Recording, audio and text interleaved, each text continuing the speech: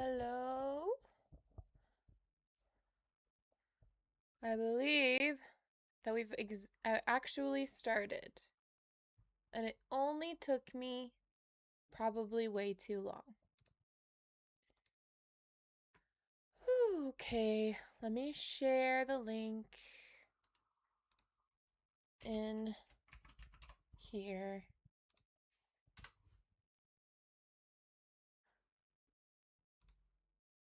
Hi, Bite Me and Maury and Camillin. Welcome in. Yeah, we we have some very generous folks who are very gifty, so you've got gifted a membership.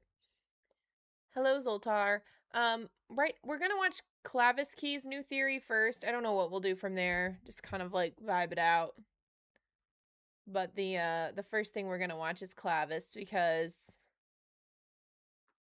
they released Friendship Theory Part 2 today, and I'm super excited.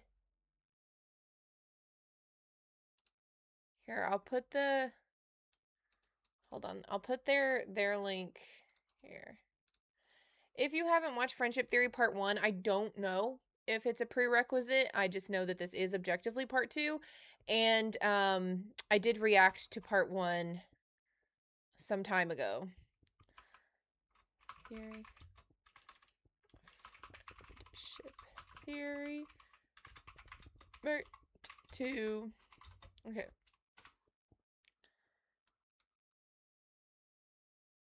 All right. Message pinned. Welcome in, Burb.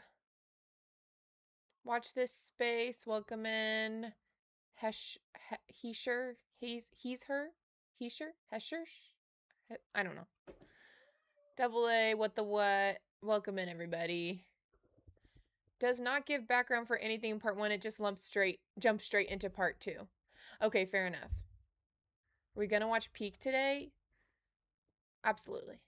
Still haven't seen FNAF 2 yet. Fair enough. Just know I'm not policing spoilers anymore. It's a new year, so I'm no longer policing FNAF 2 spoilers, but please just be like respectful. If somebody's in here and you know they haven't seen it, maybe just be chill. But like if you happen to say something, I'm not policing it anymore. So you are here at your own risk at this point. Watching from the TV because your phone is charging, just gonna linger, fair enough. Spoiler warning, Tori Chica's William Afton, I'm dead. I'm dead, I'm done, I'm dying, I'm dead. It's fine with me, spoil away. Fair enough. Fair enough, Chad. Friendship Theory, my goat. They said that...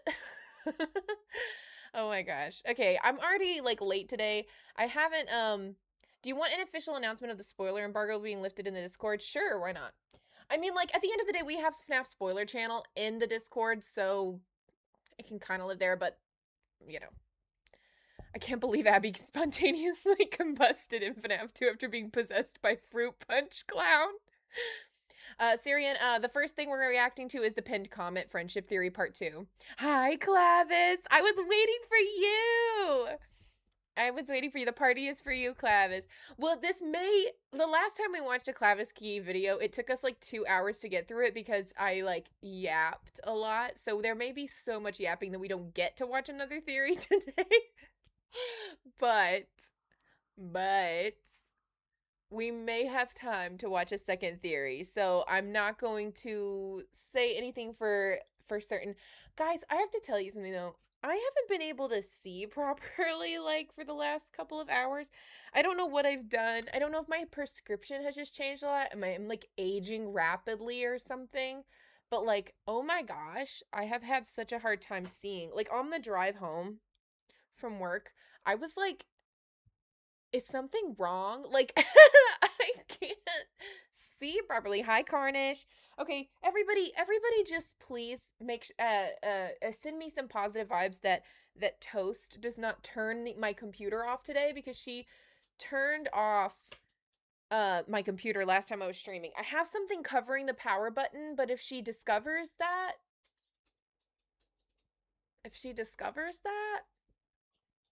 I may be out of luck.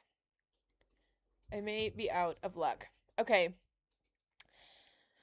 All right. Let me get everything set up over here. Stress can affect vision? Is that, like, seriously? Like, that's. Okay, every time I, like, look up something that's like, why am I having this problem? Why am I having, this problem? Everything is like, stress can cause that. I'm like, what can't stress do? Is there a way, and what do I do about that? And what do I do about that? Toast took my eyesight. That's terribly possible. All right. This can affect anything, honestly. I know. Stress is too OP. I agree. You're so right. Is it chameleon? You're so right. You're so right about that. Wait, that's true. That's why I'm trying so hard to keep your. Oh yes, absolutely, absolutely. That's like hi Carrie. That's like a big thing. When you were with like pregnancy, like that's like a big reason why I'm like I could never be with child. I could never carry a child in my body. Because like I just don't think I could do it. Like I think I truly think that I would like.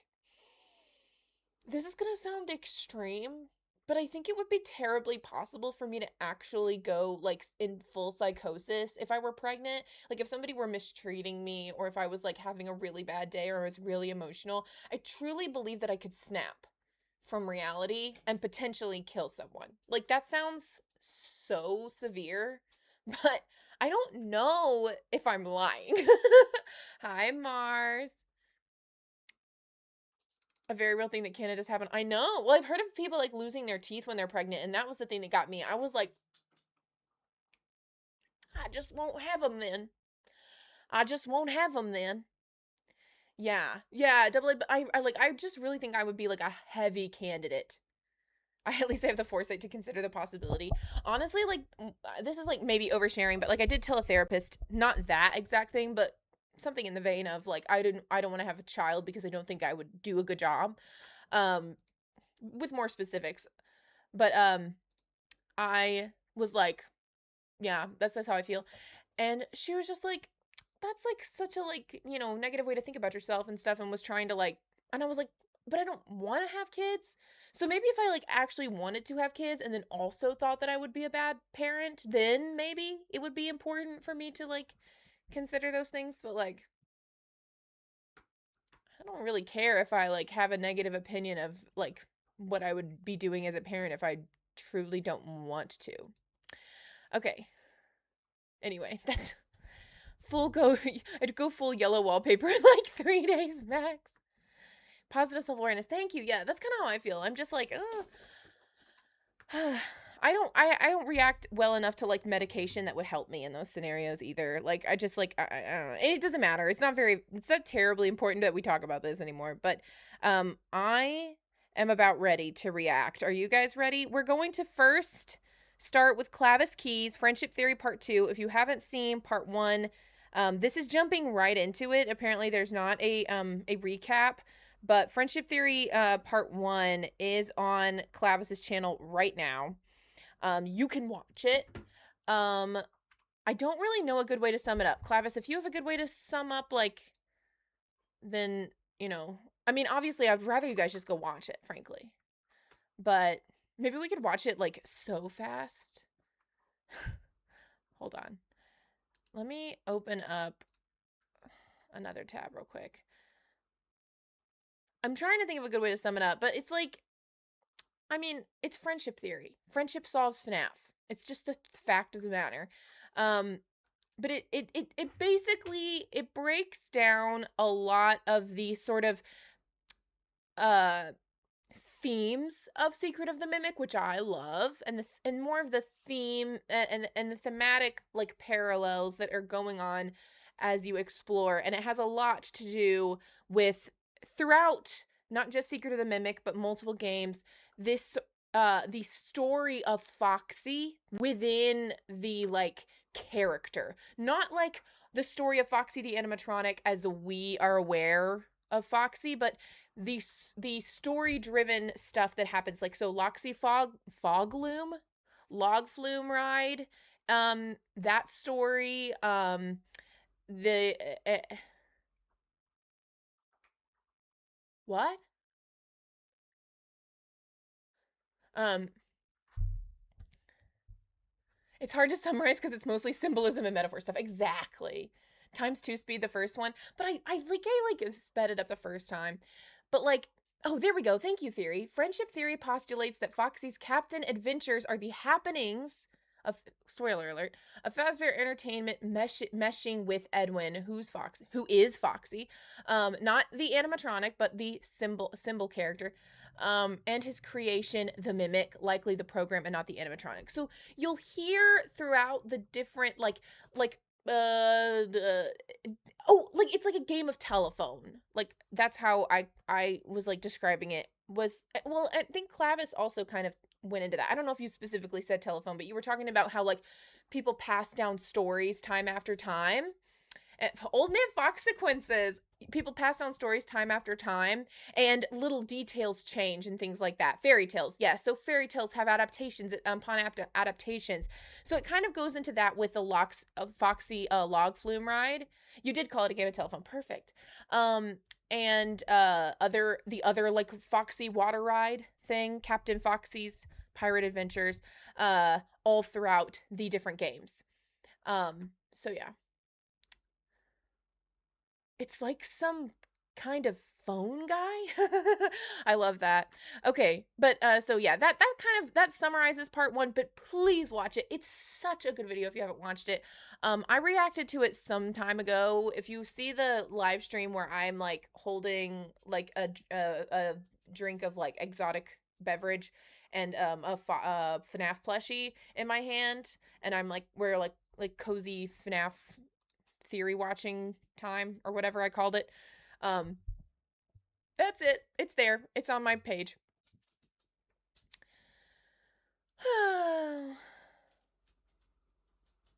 Make sure to drop a like and sub to Nervous and Clavis as well. Yes, please support Clavis. So if this is your first time watching Friendship Theory Part 2, please, for the love of all that is good in this world, go watch it and you know, give it some love. Leave a comment. If you only watch it here and you refuse to watch it there, at least go there and leave a comment. Please. Like it and leave a comment. And subscribe to Clavis. Please. Please and thank you. We pretty much got them to 1,000 last time, so there's no telling what we can do with the power of friendship. Let's get into this. The audio cut out at Exotics. A drink. It was an exotic beverage. It is the exotic. It's like the pun of exotic butters as the exotic beverage. It's like that. You know what?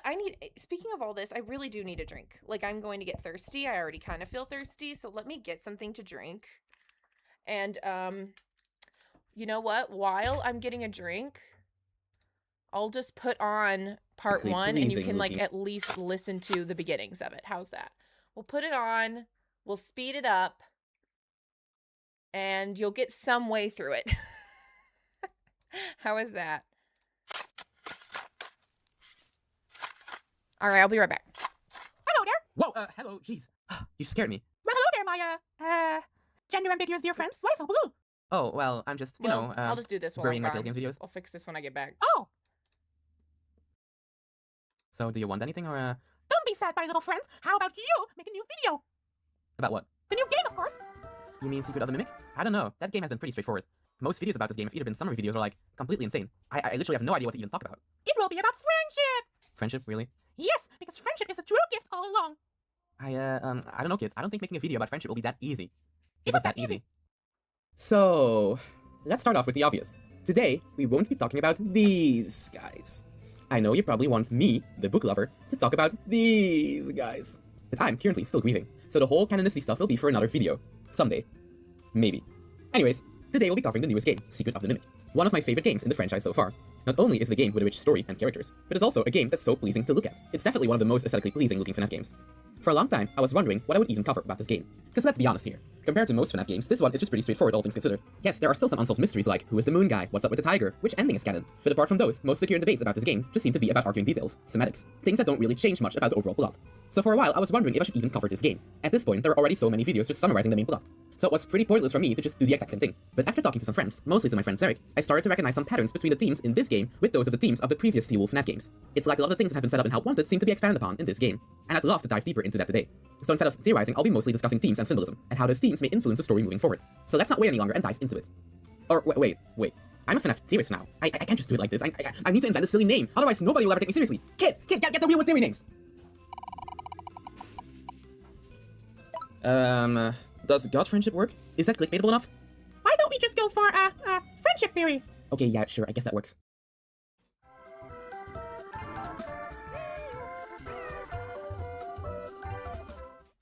So by this point, you are probably already familiar with the plot of Edwin and Fiona. Most YouTube theorists already made huge summary videos of the game's plot before me, and even if you haven't seen those, you probably played the game by yourself. The story of this game is pretty straightforward compared to most FNAF games. Yes, there are still some secrets, but overall the plot is pretty clear. But still, before I dive into the actual theorizing section in Chapter 2, I want to specifically clarify the themes in this game first. So let's start at the beginning. Even though Arnold is the player character of the game, in reality he's not really the protagonist nor the antagonist of the actual game's story. Sure, Arnold is the main character, the character through which the story is told, but he isn't the protagonist. He isn't the driving force behind the story that's being told. The real protagonists of the story are the Murray family. Arnold is nothing more than a footnote in the actual story, an innocent bystander who's accidentally forced to experience the aftermath of someone else's story. Every room, every audio file, and every note we find tells the story of two very different people, and how those people affected the life of the people around them, Edwin and Fiona Murray. Of course, like any story, it starts with the two characters meeting one another. In one of the earliest tapes we can find in the game, we hear Fiona meeting Edwin for the first time. Excuse me, can I borrow your voice for a project? What for? I don't even know you. I'm brand new here. Let's start again. I'm Fiona, and you are? Edwin Murray. This is my dad's place. But that doesn't matter. I heard you were a puppeteer, and I wanted to record your voice. Oh, well, yes, I used to be. Well, that's great. Do you mind if I record you for a test? So, you want to record me with that? What is it? It's a new type of audio cassette recorder. I've never seen one like that before. I made it. Even if we don't learn much about their childhood or their lives before this moment, the tape perfectly sets up their character and personality. We learn that Fiona used to be a puppeteer, and at one point started to work at MCM. We don't know much of where she worked before this, but we know she had a talent for both puppet making and voice acting. She's a creative that already has experience in a very similar field. Meanwhile, Edwin is the exact opposite of Fiona. He's a nepo baby, only known as the son of the owner. He seemingly has no experience yet in the work field, and only creates out of his own free will in his free time, not needing his creativity to survive. Over time, Fiona and Edwin seem to grow closer to one another, starting a relationship. Some unspecified time later, Edwin's father dies, leaving the company to his son. Unlike his father, Edwin is not confident in himself. He is not a leader and has no experience being one, and probably is also not interested in the whole costume ordeal. But Fiona motivates him to use his own talent as a way to make the company better, inspiring Edwin to mass produce his previous inventions as part of their business. If you could change anything you wanted, what would it be? Maybe rebrand? We could start making some of my inventions for real. Not long after, Edwin chooses to make Fiona a higher-up alongside himself. This causes the factory to kind of split into two sections. In one, Edwin makes invention after invention, coming up with ideas so fast that the poor employees can't keep up with him. He's the one behind inventions like the Cleanovac, the Mycelium Man, the wonderful coat rack, the stay-up latte machine. Meanwhile, How are you guys, like, are you absorbing any of this? It's so fast. Okay, let me get this back to correct.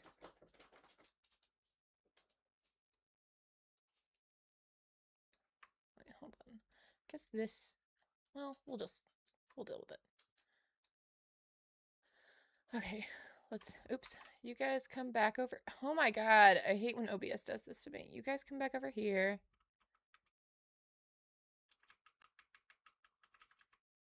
I just put it on do 2 times speed so you guys could get through more of it while I was getting a drink. So I didn't personally like necessarily think that was like an appropriate speed necessarily. I was just doing my best. Okay, let go up a little. Okay. Guys, I can't. I've got that song that goes, I'm not cute anymore, stuck in my head.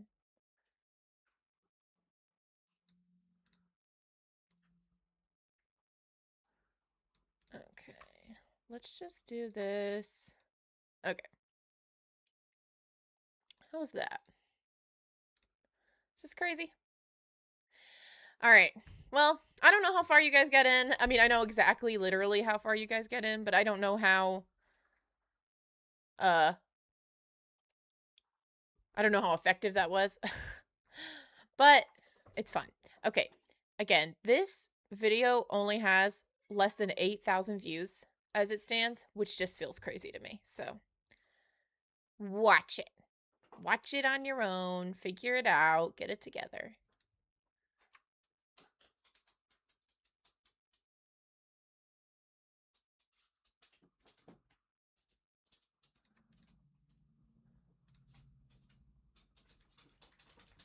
Okay. Okay. Just here. Oh, thanks. Do the captions work? We will check. They are auto-generated, so I do not know how good they will be, but they do technically work. We are gonna put the playback speed at normal now. And let me know if the video is too loud or too quiet. Thank you.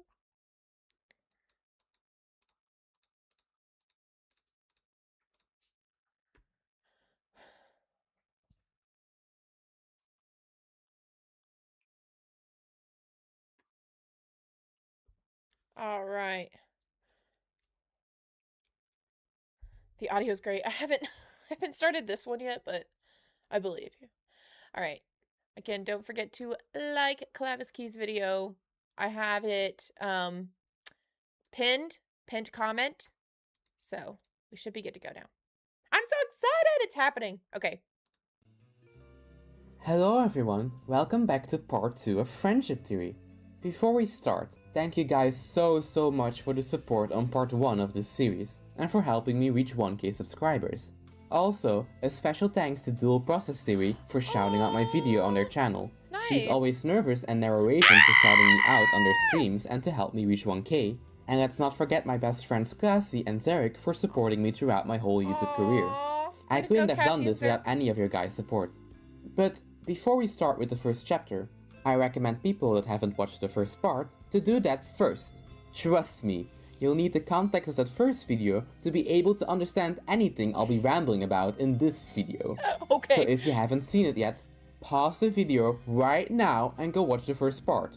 I'll You've still got be your here when you marching get orders. back. So, you're done? Great.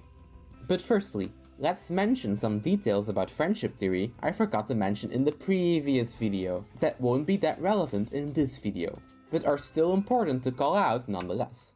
Firstly, a design detail I forgot to mention about the captain in the Foxy puppet show is that he's covered in multiple tiny squids. It seems like he has some kind of symbiotic relationship with them. If the captain really represents Edwin Sr. and the Rocktopus symbolizes Fazbear Entertainment, it would imply these little squids represent the other company's MCM. I'm realizing as you speak, Clavis, how absolutely imperative it is that you've seen the first video. I'm like, oh yeah, it's all coming back to me now. Successfully work together with. Secondly, Moon.exe has a bunch of Foxy imagery I didn't mention before. Before collecting the Foxy hand puppet, when you interact with the toy pirate ship, it questions where the captain is. This captain later being shown to be a smaller version of the first made Foxy puppet. Later, when we go into the cave, we collect multiple parts to build a moon statue. One of those parts can literally be found inside of a pirate ship. Yeah, there's just a giant pirate ship inside of the cave that I completely forgot about. Oh my gosh! And talking about ships, when we play Curse of Dreadbear, in the lobby, a random pirate ship can also appear on the lake. And okay, this is, I said this last time I was watching this, like the part 1. I am just so grateful that other theorists are like going into these sorts of like,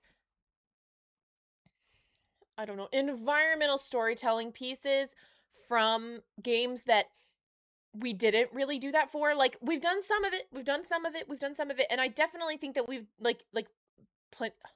do you see how they keep messing with my cupcake? Why do they do this?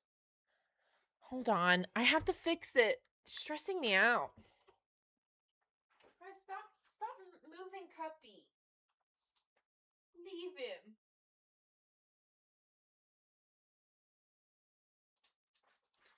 Also, everything's crooked again. Why does this happen? My camera is just like slightly off kilter. what can be done of this? Alright. I wonder if my house is just slanted. I only just now noticed that my house is fully slanted.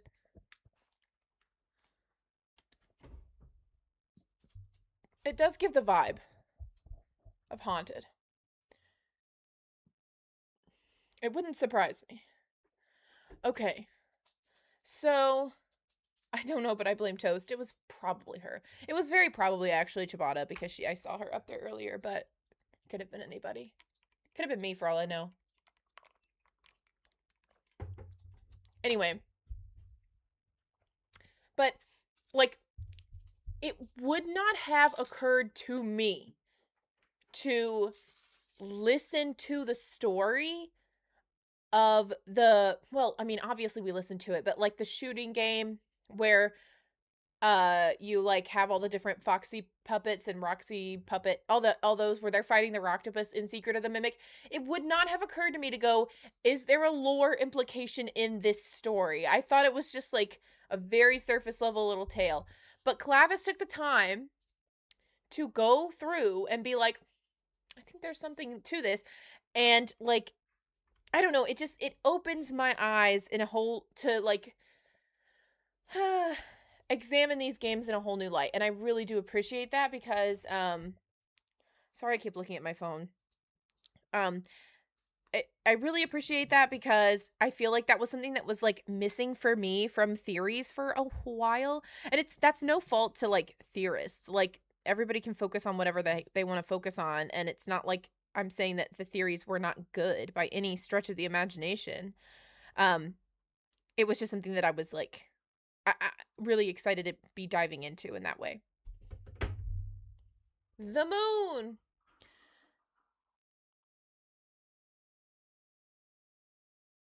Alright, we'll get back into the video now. Finally, one thing I forgot to mention about the Foxy cutouts in Foxy's Cowboy Adventure is that the second Foxy has a parrot on his shoulder. Parrots are mostly known to be birds that copy the voice of their owner. So this does reinforce that the second Foxy cutout is indeed M2. But those are the only things I forgot to mention. Let's not waste any more time and get back to theorizing about friendship. Let's go.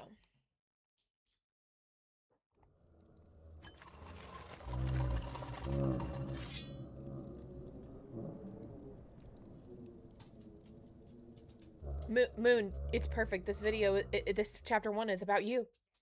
So, we have to establish the meaning of some specific symbols.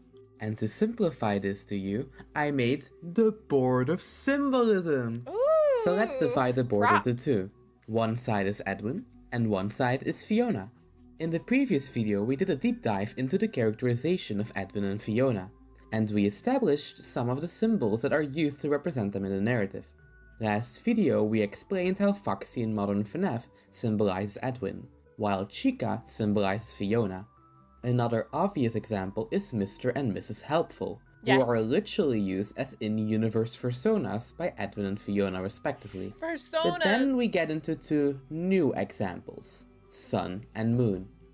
We learn in Moon.exe that Sun and Moon represent M1 and M2 respectively. But this symbolism is also applicable to Fiona and Edwin themselves. In Moon.exe, it's heavily implied the Moon character represents Edwin. He's the one who constantly puts the protagonist back to bed, and he cries when he sees the baby owl mask. Even the sleepy Moon in the basement is voiced by the same voice actor as Edwin. Meanwhile in Moon.exe, it's also shown that the sun doesn't just represent M1, but also the original Fiona.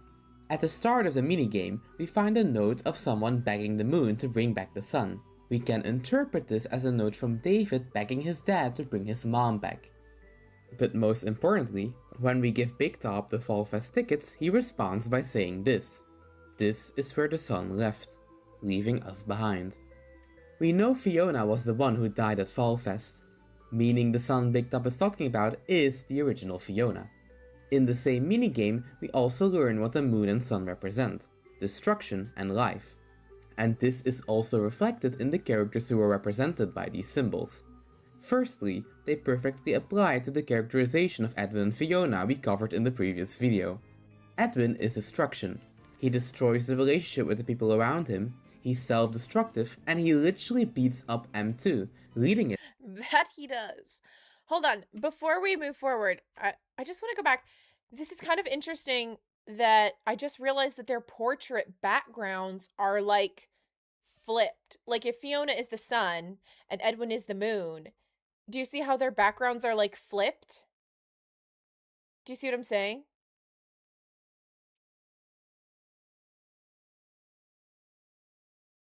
Flip flop. Flip flop. But like that's, I don't know, that's interesting. It's kind of like, I don't know. It's just because like you could pick anything for the portrait background.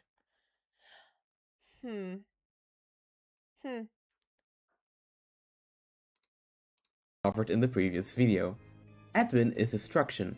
He destroys the relationship with the people around him, he's self-destructive, and he literally beats up M2, leading it to become destructive itself. Meanwhile, Fiona is the sun. She's warm and loving, a person that loves to create things like puppets and costume suits.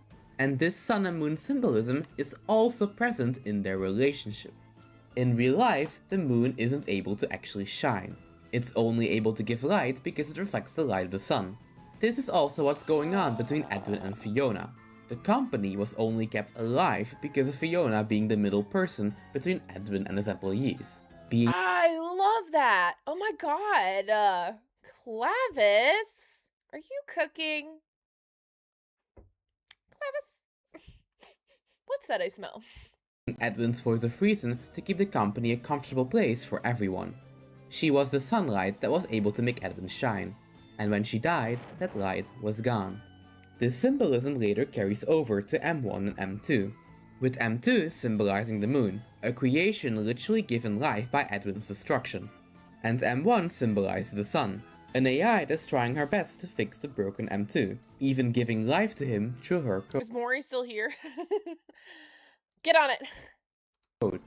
Hold on, I need to go back because I like spaced out. Was gone. Not gonna lie. This symbolism later carries over to M1 and Congratulations on being M2, a member for with so M2 long. symbolizing the moon, a creation literally Thank you, given Jay. life by Edwin's destruction, and M1 symbolizes the sun, an AI that's trying her best to fix the broken M2, Oh my even god, I giving again did not listen. Oh my god. Oh my god. Oh my god. Someone help me. light that was able to make Edwin shine, and when she died, that light was gone. This symbolism enough. later carries over to M1 and M2, with M2 symbolizing the moon, a creation literally given life by Edwin's destruction, and M1 symbolizes the sun, an AI that's trying her best to fix the broken M2, even giving life to him through her code. Okay. These I'm with personalities it. also obviously apply to the literal sun and moon and Not listening comprehension theory. I was just not. My head went elsewhere. I also literally, truly am like struggling to see the video clearly because my eyes have just been weird today. So, which I suppose is because of stress. I don't know. But so like, I think I'm just a little out of it. animatronic we meet in Security Breach. They're able to switch between their friendly sun personality and their evil moon personality. The daycare attendant sun is shown to make drawings and make arts and crafts with the kids. Meanwhile, the moon persona is the aggressive one, similar to M2. Even our other steel protagonists are tied to the sun and moon imagery. Take Vanessa for example. Similar to Sun and Moon, Vanessa also has two personalities. One tries to be helpful, we literally see her put Glitchtrap back together by collecting all the tapes. Meanwhile, the other one, Vanny, is a destructive killer bunny. Even Gregory and Cassie fall under this same exact symbolism. Gregory True. clearly represents the moon, destruction. Yes. All game long, we play as Gregory in a clean Pizzaplex. Oh my gosh. Thank you, Mio, for the gifted membership. Very kind of you. Oh, is it Zydra or Zidra? Well, congratulations on being able to catch it. You're you're here pretty early, but we are a little bit into this video, so, but Clavis is covering how different characters in the series kind of represent the sun and the moon. And the moon is representative of destruction, and the sun is representative of light, or life, Jesus. So that's kind of where we are right now. But you can watch the entire Clavis video from beginning to end, or I mean, please do that. But also, if you just want to catch up to the stream, you can go back, watch like at 2x speed, and catch back up. All right. Anyway, we'll keep going. Wrecking the whole place, including its animatronics, in the God. span of a single night. Jeez. Meanwhile, in Rune, we play as Cassie inside of a broken Pizzaplex, bringing life to a desolate place by doing things like giving Chica back her beak and fixing the daycare attendant. Similar to Sun and Moon, Cassie and Gregory are polar opposites. Even J-Top agrees with me on this one. When you compare like Gregory to Cassie, Cassie is like she's like the healer, repairs. She's Yes. You know, she helps. Her natural inclination is to help the animatronics. Yes. I'm establishing the symbolism now because it will be important moving forward. I think the symbolism in general will be pretty important to the story of modern FNAF, since it keeps being repeated. If you'd I like how the captions did FNF for FNAF, which makes it a shorthand for a completely different game. like to hear more about the symbolism, I heavily recommend Absol X Guardian's video. This video dives deeper into the Sun and Moon symbolism and how. Hang on. Where is it? There it is. Okay.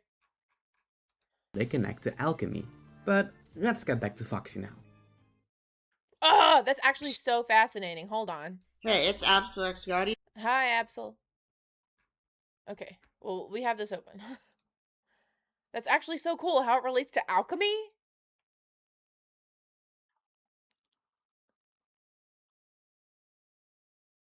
Having a lot of lag tonight. So sorry. Thank you, Mia.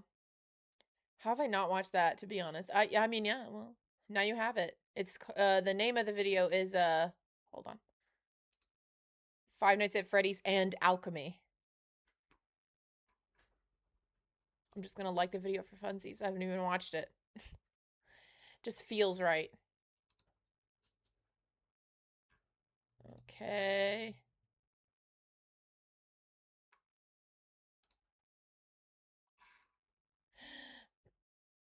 And we're back.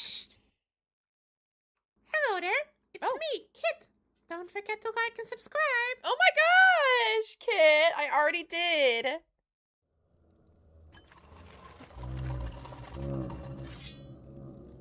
The fire within. Oh, okay, let's go. Okay, let's finally focus on the thing I promised to talk about in this video. In the last video, I established that I believe there to be a second story inside the Foxy rides. This story can only be experienced by shooting one of the Helpy signs inside the ride. Shooting Helpy in the face causes your Doom Buggy to go off the main track of the ride.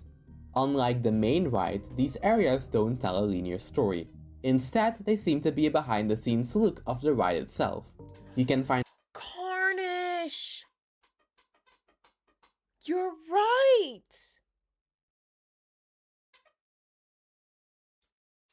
Yes! Yes! That does make David Eclipse. Wait a minute. Hang on. Enhance? Enhance?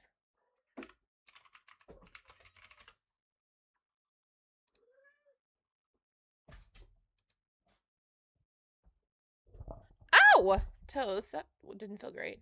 Okay, never mind. I was like, do his eyes turn blue? They do not. But I had to check.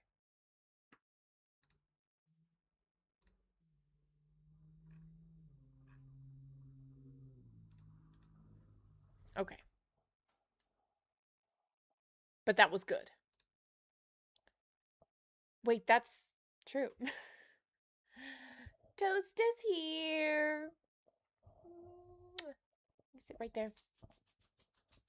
Every time I kiss Toast, Z comes over and is like, yes, you rang. I heard the kiss.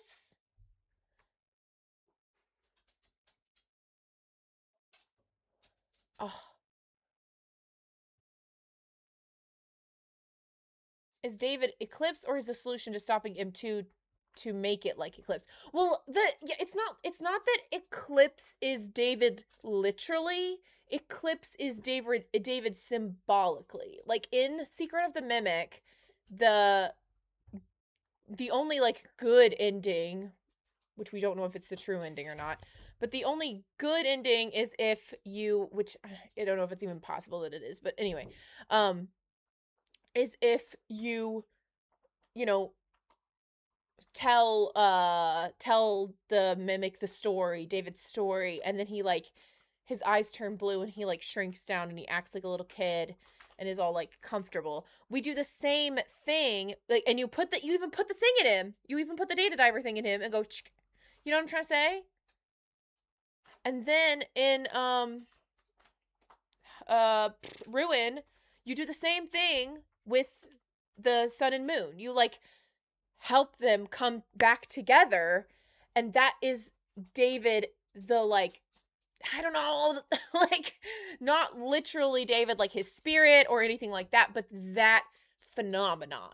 Like it's another parallel.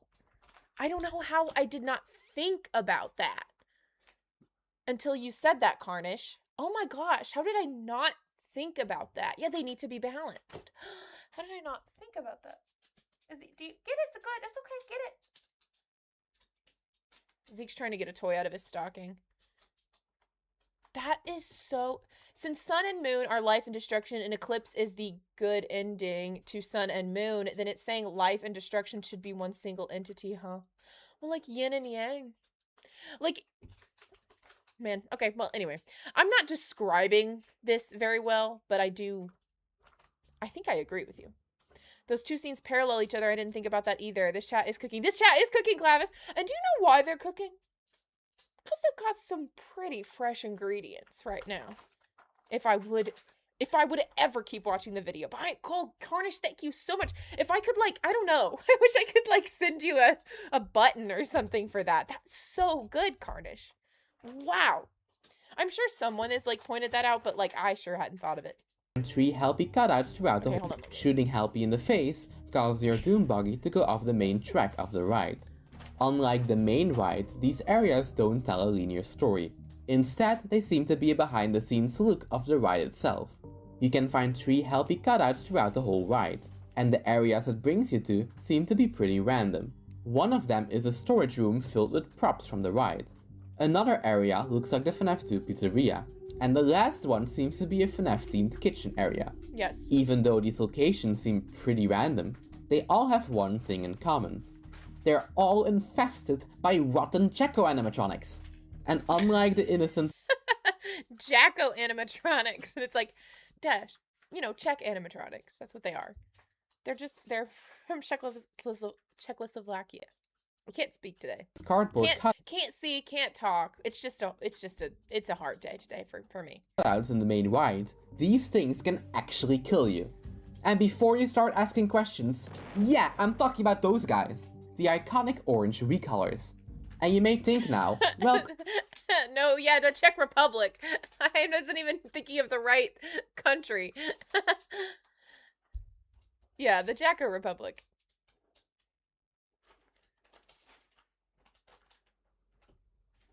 Interesting, Seeker. That is a good call out as well. You guys are so smart. I'm so glad you're all here. Czechoslovakia, which again is a different country entirely. I'm just... Clavis, aren't these goobers supposed to be non-canon? And I would respond, well yeah, they obviously are canon now, because they're inside of a canon game, you little goober. You little goober. These characters... Yeah, I love that you're calling people goobers. I also call people goobers. Alongside Nightmare Jan and Nightmare Mangle, are often argued to be non-canon, because they were originally introduced in the FNAF 4 Halloween update. And Scott specified that this DLC was not meant to be canon to the story. Well, apart from Nightmare Balloon Boy for some reason. He gets a pass. Yippee! But that's kind of it. It just means the original appearance of these characters was not canon. There is a crocodile in or an alligator in Scott's very first game. Yes, I don't know that it's Monty specifically, but there is a gator in that game. These little Halloween critters were canonically never relevant to FNAF 4 and its story. However, that doesn't mean that they aren't canon once they are introduced later on in the franchise. Like, for example, Ultimate Custom Night, Special Delivery, and Help Wanted. They're just canonically in-universe video game characters as far as we know. And similarly to whatever is going on with Nightmare Beyond, The visual is crazy. I think these characters were brought back for a specific reason. What am I looking at? Like a lot of different minigames, the Foxy ride clearly takes place at Fall Fest itself. I love using these like non-canon characters to tell a story within the new games. I am so, this is so cool. This is so cool. Curse of Dreadbear was the first game to introduce us to the concept of Fall Fest in the first place, and the Jacko animatronics being here was subtle foreshadowing to what we eventually learned happened to Fall Fest. The whole thing burned to the ground. Yeah. The Jacko animatronics being here was done to symbolize this exact storyline. But strangely enough, this isn't the only occasion in Help Wanted where we have something fire related. And for some reason, every occasion of fire all connects back to the same character, Foxy. The only other Fall Fest themed minigame we can find in the original Curse of Dreadbear DLC is the Corn Maze minigame. Based off the giant banner we see outside the maze, this is also an attraction at Fall Fest. Oh my god. Is this it burned down?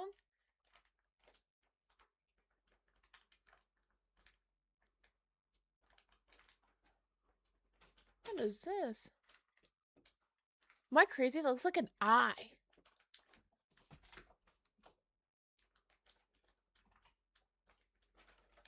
I'm dying. This is crazy. This is crazy.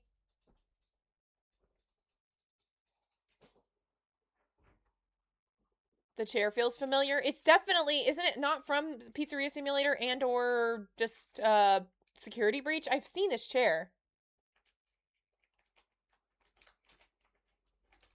This is crazy. And who's the big bad guy of this level? Exactly, a big burning version of Foxy himself, called Grim Foxy. And that's not all. Even in the base game of Help Wanted, we can find a burning version of Foxy inside the hard mode version of the Foxy Parts and Service minigame. Meanwhile in Help Wanted 2, Steel doubles down on the fire imagery. In this game, we get multiple attractions with similar Fall Fest imagery. We see both face- Oh, it's already all the way back in FNAF 1? Jesus. Why did I think it came in later? I mean, maybe it's just because it's... it doesn't matter. It is the FNAF 1 chair. Okay. Okay. I agree. I agree. I mean, I take your word for it. I don't have the knowledge. Blast and the carousel attractions burn down in their respective minigames. You know what's crazy too is that all this fire foreshadowing is not something that like necessarily we would have picked up on, because there's like been so many fires in FNAF already by the time this came out that you're just kind of like, yeah, fire imagery. Like you just don't really like put stock into the idea of it being foreshadowing that like Fall Fest itself caught on fire. Imagery. In this game, we get multiple attractions with similar Fall Fest imagery. We see both Phaser Blast and the carousel attractions burn down in their respective minigames.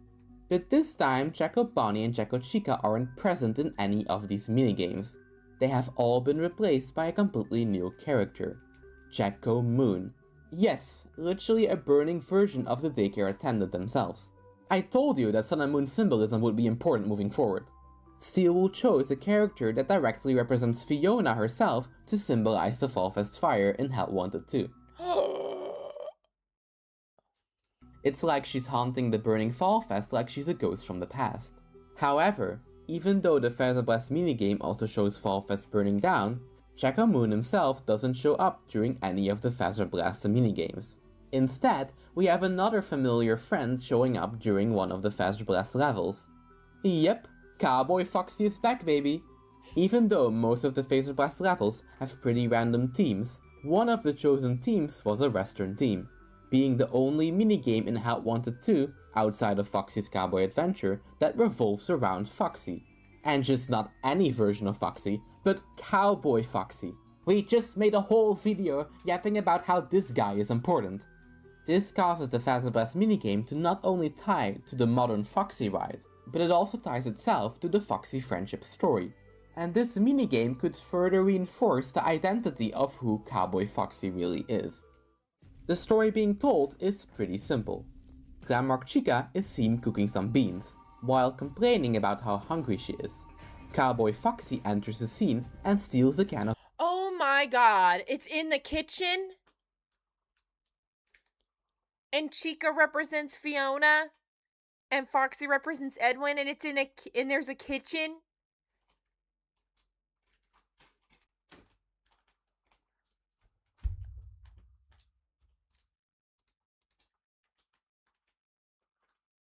I'm losing my mind. beans from Chica. During the remainder of the level, Chica chases after Foxy to try and retrieve the can of beans. Okay. The story ends with Glamrock Chica having her beans safely returned to her and Cowboy Foxy being safely locked up behind bars. Looks like I finally found the purpose of that one random Foxy texture from the last video. This story isn't much better than the previous Cowboy Foxy one, but I do think this reinforces the connections between Cowboy Foxy and M2. I already talked in the previous video how I think Glamrock Chica in this ride symbolizes M1, while Cowboy Foxy likely represents M2. Right. So is it a stretch for me to say that the can of beans may represent the data diver? Listen, hear me out. Or more specifically, M2's schematics. Chica The is shown schematics! They're important. cooking a can of beans. She's the one behind the creation of M2. I'm sending you a technician. He was your M2. He has your M2 blueprints as well as the executive access. While the M2 began as a copy of my program, I believe it can become something more. It wasn't me. It was different. Somehow it has been damaged and is malfunctioning. What I'm trying to say is that Chica cooking the beans symbolizes M2 being born from M1's code. Yeah, I totally get it. Since M2 is literally born from her code. This further connects M2 with the whole Sun creation team. But during Secret of the Mimic, M1 needs the help of a Fazbear technician to return the schematics with the help of a data diver. But during one of the endings, M2 steals the data diver from Arnold and escapes with it. And if the ending of the minigame is anything to go by, M1 somehow gets her hands on the schematics again, while M2 ends up being locked up. Just like we find them locked up underneath the Pizzeria Simulator location in Ruin. Dude, what do you want? What do you want me to say? Want me to say it's not true? That's crazy. Maybe that's why. Are we too far out? Oh no, I cut off the top of the thing. I cut off a fair bit of the top of the video. My bad. We're back now. We're back. It's not cut off anymore. My bad. Bean theory, anyone?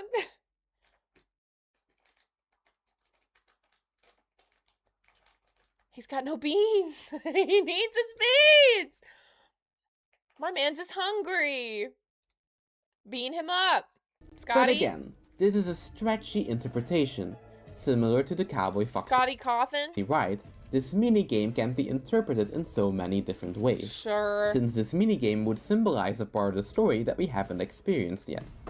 But what's most important about this minigame is that it's another example of the Foxy friendship story being heavily tied to Fall Fest. Finally, we come back full circle and return to Foxy's Cowboy Adventure. Even though this ride obviously isn't the Fall Fest ride, because it takes place inside the Pizzaplex, we already see how this ride is undeniably connected to Fall Fest. The original ride is based off a Fall Fest attraction. We see Cowboy Foxy return in the Faster Blast minigame, and most importantly, Checo Moon himself appears in the secret areas of the Cowboy Foxy ride. This time when hitting the Helpy signs, we aren't dealing with Checo Bonnie and Checo Chica anymore, but we come face to face with Checo Moon themselves. It's like after all these years, Fiona's death is still haunting later versions of the Fall Fest attraction. And the sun and moon imagery doesn't stop there. Normally, every time we switch scenes, our little boat floats under a bow with a sun on it. But hitting a Helpy sign will change the sun to a moon before we enter the secret area. And what's even stranger is that the specific detail has been teased to us since the first Help Wanted 2 gameplay trailer. For only a few seconds we can see the bow with the sun on it glitched in the trailer, showing the sun imagery has some kind of importance to it. But what does any of it mean? To me it seems like the ride itself has a split personality. The main route symbolizes the sun, while the secret route symbolizes the moon. Which makes sense when you consider the main storyline has sun imagery all over the place. Almost every scene of Foxy's Cowboy Adventure has a visible sun prop hanging above the characters. And it would make sense for the main route of the Cowboy Foxy ride to represent life, if it's supposed to be a parallel to the secret ending of Secret of the Mimic. In this version of the tale, Foxy goes into a cave and learns about friendship at the end of the ride. The same thing that happens in the Moon.exe ending to Fix M2. The main ride is literally symbolized by a sun because it's the story of the sun. This is the ending M1 wants to achieve in Secret of the Mimic to bring back David. Meanwhile, the secret route represents destruction. Because, well, it's the destruction of the sun itself, the death of Fiona. This area of the ride is basically themed after a graveyard. Most of the scenes seem to be barren places filled with glitching gravestones. So, what does any of this really mean? Why is the Foxy story so heavily tied to the Fall Fest fire and Fiona's death? Well, I think the answer speaks for itself. I think the Foxy ride is literally the place where Fiona died.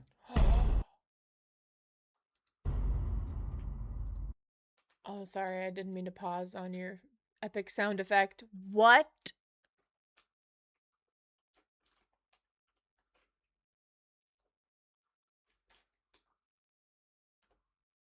Mic drop indeed. Well,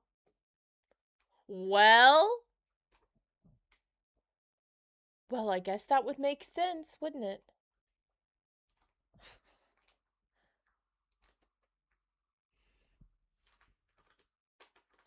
I've been trying to sit up straight and I'm literally out of capacity to keep sitting up straight, which is why I moved the camera down so I could like slouch a little.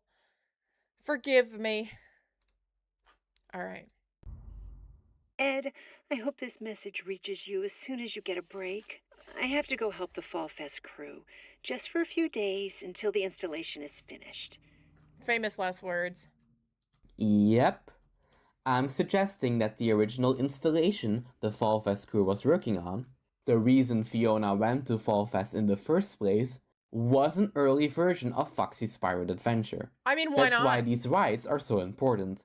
That's why modern versions of this ride are still being haunted by the memory of what happened at Fall Fest. Yeah, they like just can't ever like finish it and get it up and working because it like always goes to crap. Like it always does this. Oh, because it's haunted. Duh. All these years ago. Because the creation of this ride is what led to Fiona's death. And I'm not even the only one who has come to this conclusion.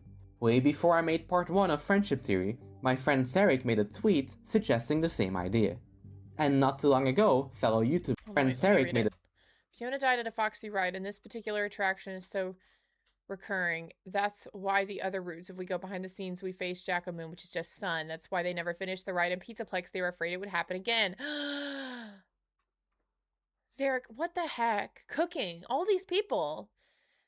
I just have to imagine these people are like sitting somewhere like eating dinner or like watching something innocuous, or they're like laying down in bed for the night and then they just like start going on that like Emperor's New Groove like monologue where Kronk is like, it's all coming together like that. It just like happens. A tweet suggesting the same idea. And not too long ago, fellow YouTuber Fredden made a video talking about the Foxy curse and tied it to the Foxy ride, coming to the same conclusion that Foxy's Pirate Adventure is what led to the death of Fiona. And this puts Foxy in an interesting spot. Not only does Foxy symbolize Edwin, like we established in the previous video, but Foxy is also tied to so many other elements in the story. Foxy symbolizes M2, because he's continuing to mimic Edwin's destruction. But Foxy is also tied to M1 through the connections to Fiona's death. And would it be crazy for me to say the evidence doesn't end there? there's one steel game we still have to cover when it comes to Foxy symbolism. Everyone's favorite, security breach.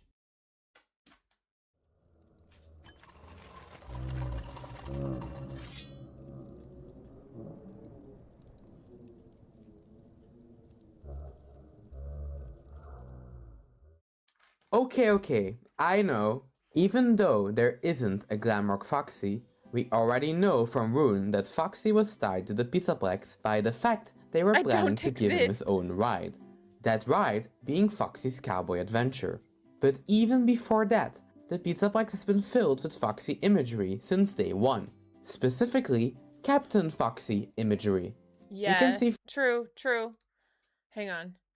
It also makes sense that Foxy and Chica would be given this much importance in the new era, seeing as Bonnie and Freddy were always the most important in the original games. Fair enough. If we go with the Foxy ride caused Fiona's death angle, then the fact that Foxy represents Edwin means it symbolizes that Edwin caused Fiona's death. Well, maybe. You know what? Screw it. Breach of security.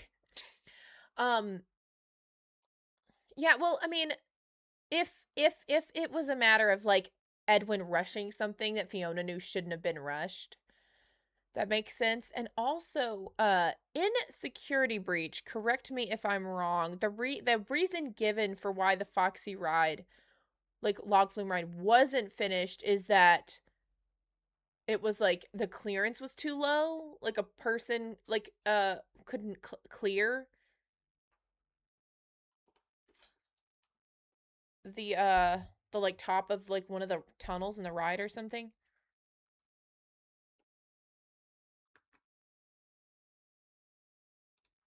Foxy on a few posters around the Pizzaplex. One poster specifically warns customers about the dangers of theft. And it's pretty ironic that Fazbear Entertainment would use Foxy as the poster child of them not being responsible for theft. These guys totally didn't steal anything or something. Never. Fazbear Entertainment? Never. Anyways, one of the first appearances of Foxy you'll see in Security Breach is his dedicated display in Rockstar Row. Rockstar Row made a whole display with multiple vintage cutouts paying homage to the Foxy's Pirate Adventure ride, showing that Fazbear Entertainment, for some reason, sees this attraction as an important part of their history. And most importantly, the display shows off iconic elements like Foxy's pirate ship, the Kraken, and the iconic Foxy escaping from an explosion cutout. But the Foxy imagery doesn't end there. The most important place where we'll find Foxy is inside of Kids Cove. Most people won't realize this, but Kids Cove is the name of the area where the Superstar Daycare is located. Yeah. Most people don't realize this because the Superstar Daycare has a separate entrance we enter earlier in the game, making people assume that this area is named after the daycare itself. But if you look at the map, you can see that Kids Cove's entrance directly leads into the daycare. We just can't enter it because we unfortunately got banned from it. Thanks, Gregory. But this connection becomes even clearer when we notice the Kids Cove logo has the sun and moon incorporated into it. This means the attraction where we find Sun and Moon is located in an area themed and named after Foxy. In Kids Cove, we can also see a lot of imagery that ties back to the Captain Foxy pirate ride, like a boat being attacked by a kraken, multiple Mermaid Chica cutouts, and a giant Foxy statue. This time, Foxy doesn't seem to be depicted as a captain, however, instead looking more like a normal fisherman. Meanwhile, inside of Kids Cove, we can find two attractions, the Superstar Daycare. So did he get promoted or demoted? I wish I hadn't been yawning when I said that, but did he get demoted? And the Fazbear Theater. And we know that both also heavily tie back to Foxy and M1. The daycare itself is themed after the Sun mascot. We learn in the Tales from the Pizzaplex books that the Sun used to be a stage performer, before he was repurposed to be an animatronic caregiver. This directly ties the daycare attendant's backstory to that of M1, who was also designed first to fit into multiple costumes for entertainment purposes, but was later repurposed to be David's babysitter. Bro, like it's like stuff where you're like, I knew that, but I didn't like put all the pieces together. The pieces are in place for us, y'all. Like, can we stop saying that we don't have enough information? It's there. We just don't like the way it's being presented, you know? Wow.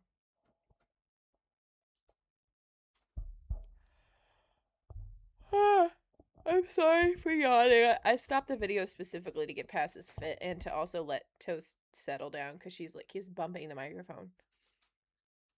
I knew, but couldn't make the connection because I don't like the game. So true. I hope it's okay that I'm sitting a little further back. My back is killing me. I'm an elderly person. No, the real problem truly is just that I don't do enough stretching. Stretching is important. I used to wake up every morning and stretch before I did anything else. In the daytime, before I did anything else, I used to stretch. Like, just get up. I just follow like a little 10-minute YouTube tutorial on stretching. Or I say tutorial, just like a little workout, like a little 10-minute stretching workout thingy video.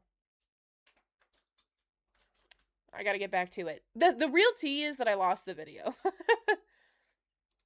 And just like M1 and M2, the daycare attendant is split into 2%. Who did this? Who did this artwork? This is gorgeous. Do we know?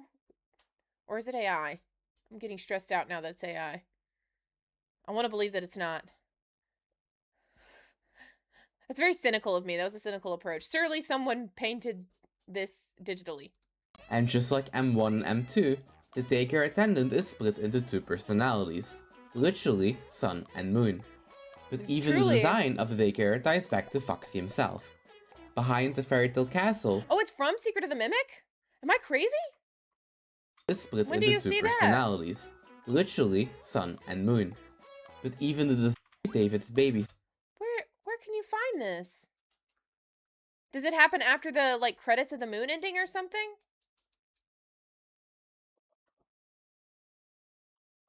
You said I hope it's not AI, it's in the game. The game based off of an AI? Am I stupid? Okay, I'm not stupid. I know the answer is. Oh, it can be found in Edwin's house? Man, I'm just gonna say it straight up. I didn't play enough Secret of the Mimic because I wasn't good at it. I'm not good at games, like, I'm not good at games that are in the style that FNAF games are, where I'm constantly having to, like, run from a threat. I don't know how to, like, also look around.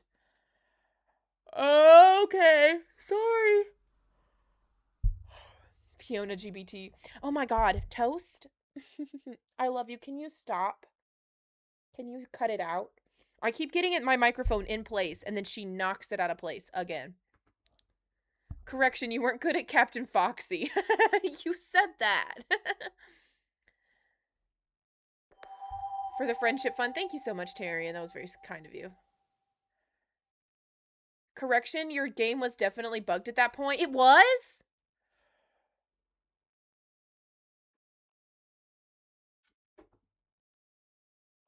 Sorry about that. I don't even remember that. Burp Doc, why is Toast is so eyes? I know. It's because she's just a black cat with eyes. Finally caught one of Nervous's yawns. Stupid human empathy mimicry. I know, I've got to stop. The 2-hour puzzle room. I've never seen anything like that happen to anyone else. It's wild to watch other people's playthroughs. Stuff's crazy. It's crazy. It's crazy out there. I should play it again. And just like M1 and M2, the daycare attendant is split into 2 personalities. Literally, sun and moon. But even the design of the daycare ties back to Foxy himself. Behind the fairy tale castle, where sun jumps out of, there is a wheel that can turn around to change from day to night. This exact wheel is a very similar one to the one we float under in Foxy's Cowboy Adventure. And based off scrapped concept art, we can see that the same mechanism was also gonna be implemented into the stage of the Foxy puppet show. Speaking of the puppet show, let's now focus on the Fazbear Theater. That is so fascinating. God, I'm so glad, Clavis, that you're doing this because, oh my god, I'm not. You better believe I'm not. Wow. I've wanted to make a sun and moon video for so long. I'm so glad that you're doing it, so I don't have to. This is the second attraction we can find inside of Kid's Cove, and it clearly refers back to the MCM Theater, the original place where Foxy's character was born. But even in the Fazbear version of the theater, we can find a bunch of Foxy imagery. Most importantly, we can find a poster advertising Foxy's pirate adventure, with the mysterious words "coming soon" written on them.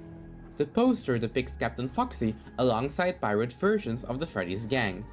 But this poster isn't only there to call back to the Foxy ride, but it also directly ties into a secret we can find inside of Security Breach. Hidden throughout the Pizzaplex, It is. And there are cutout versions of the characters we can find on the poster. The cutout of Captain Foxy himself is even hidden inside of the Fazbear Theater, inside of a room that also contains other cutouts from the Foxy ride. Dr. K Vista. This is Friendship Theory Part 2. So it's kind of hard to gather everything if you haven't also watched Friendship Theory Part 1, but this is Clavis Key. And they're basically making a lot of connections, thematic and whatnot, connections between how Foxy, not like the OG animatronic, but the new Foxy, the more modern games implementations of Foxy represent M1 and has parallels to Moon's character or connections to the Moon character. And Fiona, and Sun represents M2, and Chica also kind of represents M2 in a way. within the Foxy lore. It's so complicated. And Fazbear Entertainment is an octopus. The Rocktopus specifically. Yeah, Foxy the man versus Foxy the idea. But it's truly fascinating. Flashing them with our Fazcam makes the eyes of the characters light up. Flash all 4 cutouts and the wall with the poster on it will be turned into a hidden door. This door directly leads to the Sun's room behind the fairy tale castle. But we can even find another hidden room inside of the hidden room. This room contains a playable arcade machine named Balloon World. And what is this minigame about? Well, don't worry about it, it's just about Flappy Bird Balloon Boy flying around a carnival-themed area with a creepy sun looking over him. The minigame has a day and night cycle, with the day having Balloon Boy only avoiding trees, while during the night he has to avoid evil bats. But Balloon Boy can also glitch the minigame by touching a glitched item, making the player come face to face with the image of Eclipse. Staying on the glitched path will lead you to breaking the minigame, making Eclipse cover your screen and say the words "good night." The same words spoken to us by Moon in Moon.exe. He actually says back to bed, but close enough. Can you understand now why the symbolism is driving me crazy? The poster with Foxy's pirate adventure on it leads directly to Sun's room that contains a Fall Fest themed arcade machine with Sun and Moon imagery. If that doesn't imply that Fiona died inside of that Foxy ride, then I don't know what to tell you. But somehow... Oh yeah, that's the other claim being made here is that Fiona died on the within the Foxy ride at Fall Fest. And she's like been haunting every iteration of it ever since. Or at the very least, the agony of that moment has been haunting it. This isn't the craziest Foxy imagery inside the Fazbear Theater.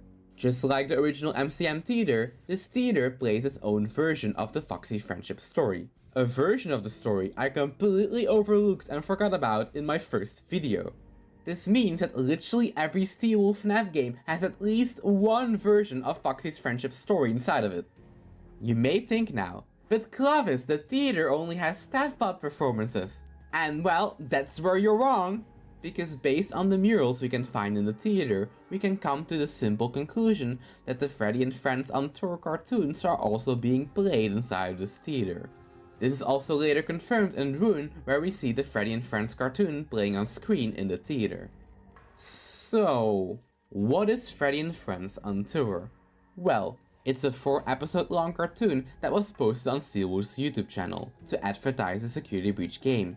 Every episode of the cartoon follows a very similar plot. The episode opens up with Freddy, Chica, and Bonnie inside their Freddy Fazbear Pizza van.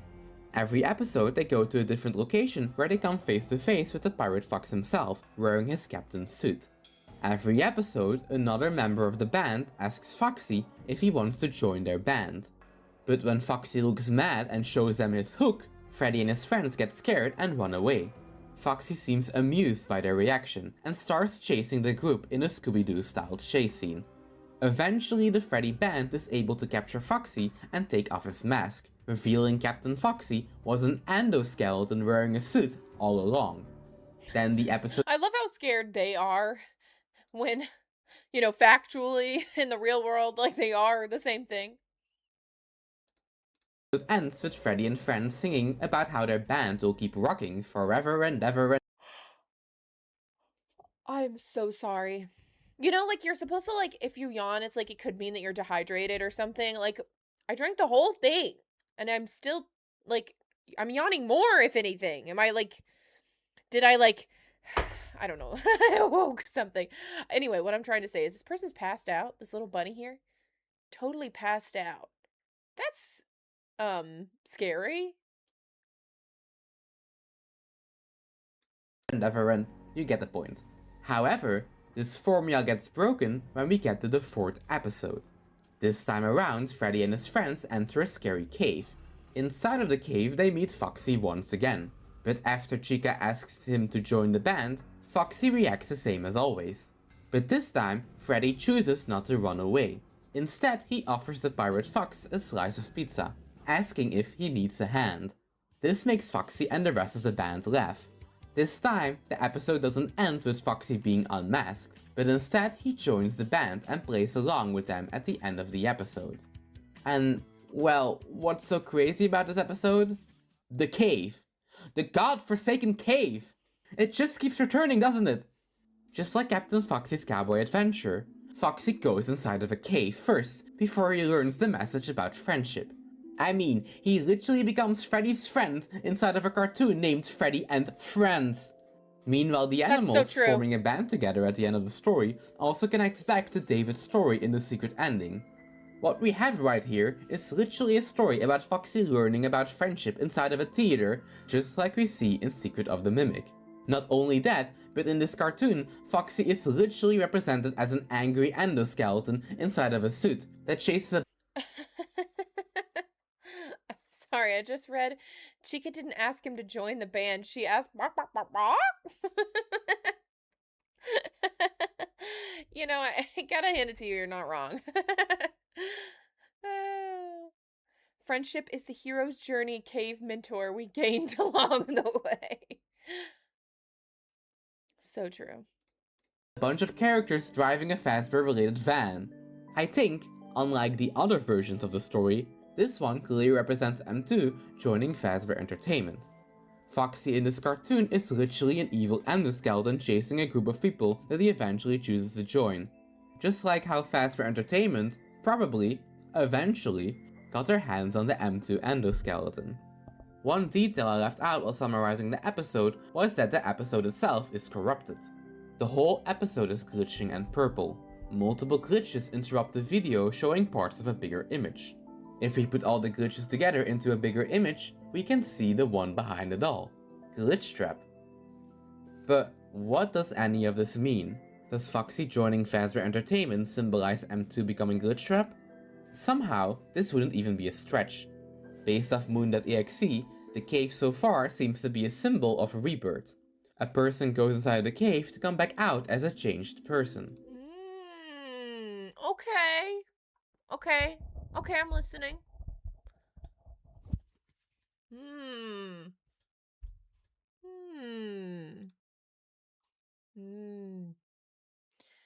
Okay. While the cave in Moon.exe symbolizes M2 becoming David, the cave in Freddy and Friends could symbolize M2 becoming Glitchtrap, or Glitchtrap being born from M2's code. Meaning this episode literally symbolizes the birth of Glitchtrap himself.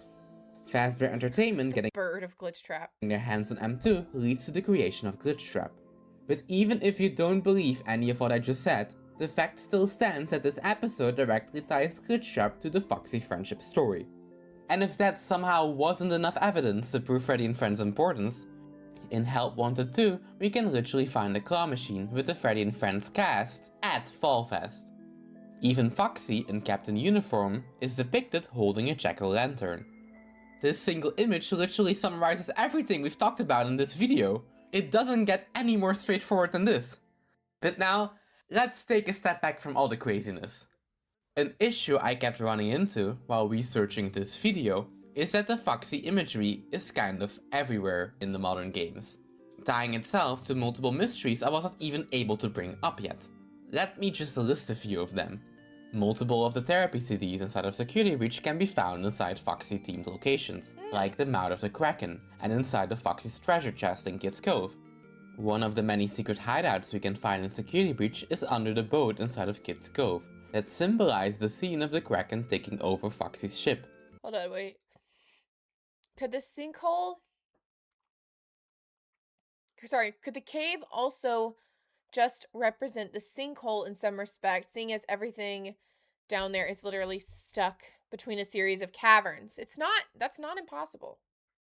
That's not impossible. I see the logic there as well. A second version of Balloon World can be found inside of Burntrap's lair. The underground endo daycare, the place where endoskeletons are trained to gain new personalities, uses a bunch of sun and moon imagery. The Freddy and Friends cartoons are needed to solve the secret wall code inside of Michael's room.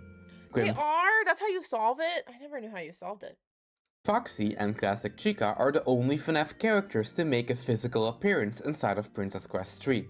And last but not least, the Foxy memory doll can only be unlocked inside of Foxy's Cowboy Adventure in the secret Helpy route by shooting 3 blue sun cutouts. Man, I just popped my ears by trying to not yawn.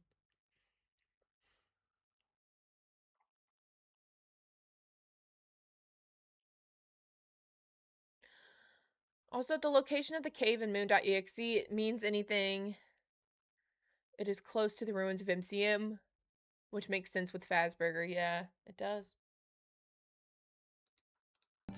And where do we receive the doll? At the end of the ride, inside of a treasure chest. Foxy himself literally was the real treasure all along. Oh my god! And not just that, but the fact one of Glitchtrap's literal memories can be found inside of the cowboy ride connects Glitchtrap even further to the Foxy friendship themes. But that's where I am at right now. I'm unable to fit every puzzle piece perfectly into a narrative. To me, it feels like the Foxy friendship imagery is some kind of glue that ties a lot of random theories and mysteries together. But how exactly they fit together? Well, I don't know yet. All I can say is that Steel clearly keeps pushing the same themes and symbolism using the character of Foxy. And I can say confidently that Foxy seems to be important to a lot of symbolism that ties back to M1 and M2. And this theory also doesn't come out of nowhere. This itch, this feeling that there was something going on with Foxy has been in the back of my mind ever since Security Breach. The big poster of Captain Foxy's Pirate Adventure inside the daycare theater. A poster with the words "coming soon" on them felt important to me.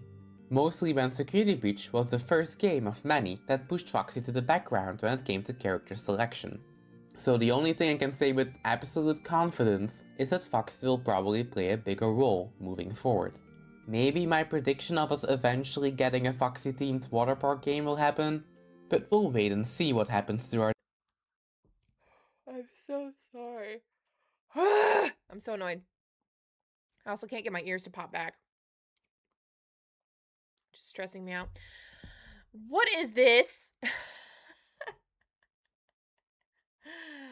Music Man. He's on crap. Dear Pirate Fox in the next FNAF game. But hey, what do you think? This video was mostly me laying out evidence that can be used in the future, so be sure to use it for your own theory crafting. Okay. So let me know in the comments what you think any of this means. But for now, this was Klaviski with a T, and I'll see you in the next video. Thanks for watching. Wow! Good, good, good, good, good, good, good, good. Good. Good food. Good food.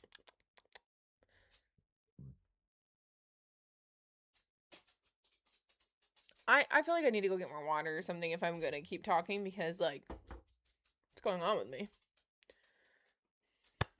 Way to go, Clavis. Please like the video. Zeke. Okay, I gotcha, buddy. I gotcha. Okay. Don't know. Dual process theory said, Steel will really go in friendship is the real treasure and also a surprise tool that will help us later. That's why Connie from Dual Process Theory commented on that video. Friendship theory is so based and true and correct and evidence-backed and fire. I wish friends were real, said Elliot Nutella. I'm a simple FNAF fan, said Hannah. I see a new Clavis key. I hit play. Oh my god. So many of you guys are in these comments. I'm so happy and proud of you all for being here early. Alright.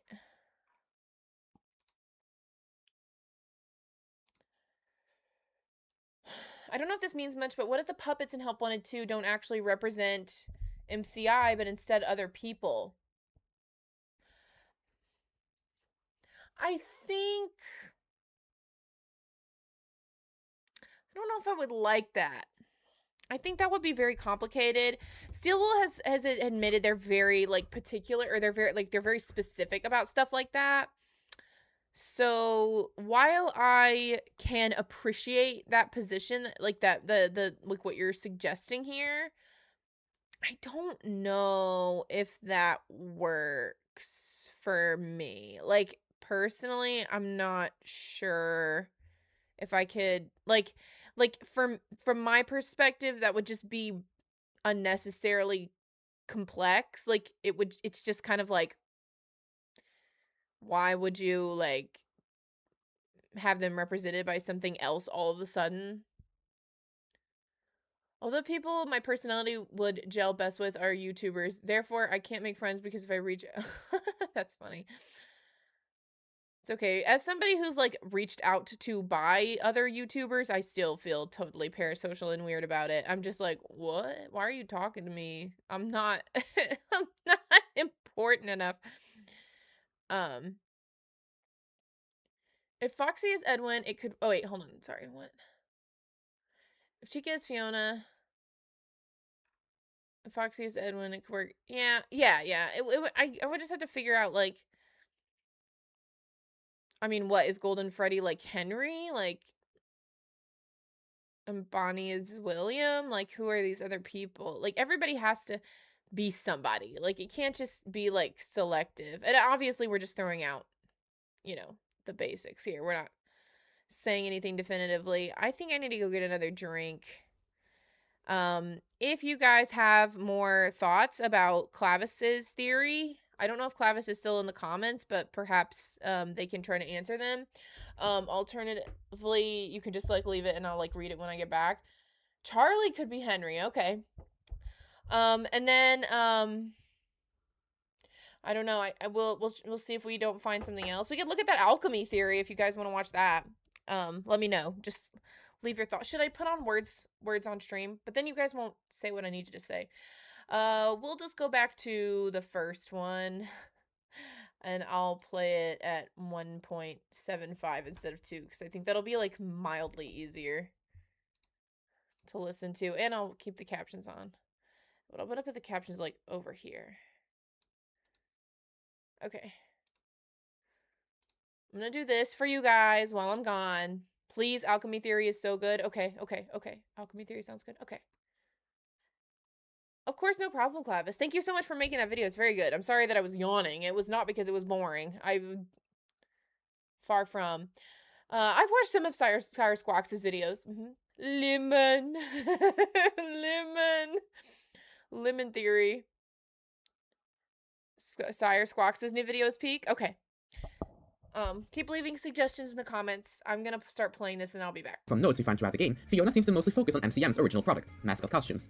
we learned that the earliest version of the Chica mascot for Chica's Party World was designed by Fiona herself. The puppets from the Foxy Puppet Show are seemingly also made by her, and based off one of the notes referring to the character blueprints as Fiona's character blueprints, we can come to the simple conclusion that most of the mascot costumes we see in Secret of the Mimic were originally designed by her. She's the one keeping the costume part of the costume manor alive. But of course, the change in direction causes some friction with the staff. They're unable to keep up with Edwin's new ideas that seem to change on a whim. Fiona, once a worker herself, understands her fellow employees. In multiple notes and voice clips we can find in the game, we can hear Fiona refer to her coworkers by name. She sees her fellow employees as friends, equals. But the same respect is not coming from Edwin. He seems to be emotionally disconnected from them, not understanding their needs. So because of Fiona's position, she is the one who's forced to be the bridge between Edwin and the employees. She's forced to be Edwin's voice of reason to keep MCM a comfortable place for her coworkers. Your creative energy is amazing, and I love you for it. But I think you need to step back a little and focus on one project at a time. But slowly, Edwin's self-centered behavior starts to also seep into their relationship. His wife Fiona has a hard time contacting him anymore, being forced to talk to him through the Mrs. Helpful animatronic. Ed, I hate talking to you through this stupid bear, but it's hard to reach you otherwise. And when his son is born, it also feels like he can't emotionally connect with him either. This is illustrated in David's first birthday tape, where Edwin doesn't seem to understand his own son is crying when he scares him with the Roxy puppet, saying David actually likes it when Fiona says he's scaring their son. No, he loves it. Look, see? He loves it. Arr! Yarr! Arr! Yarr! And this tape perfectly illustrates Edwin's character. He doesn't see what's in front of him, just convincing himself that how he feels about something also must be how everyone else is feeling.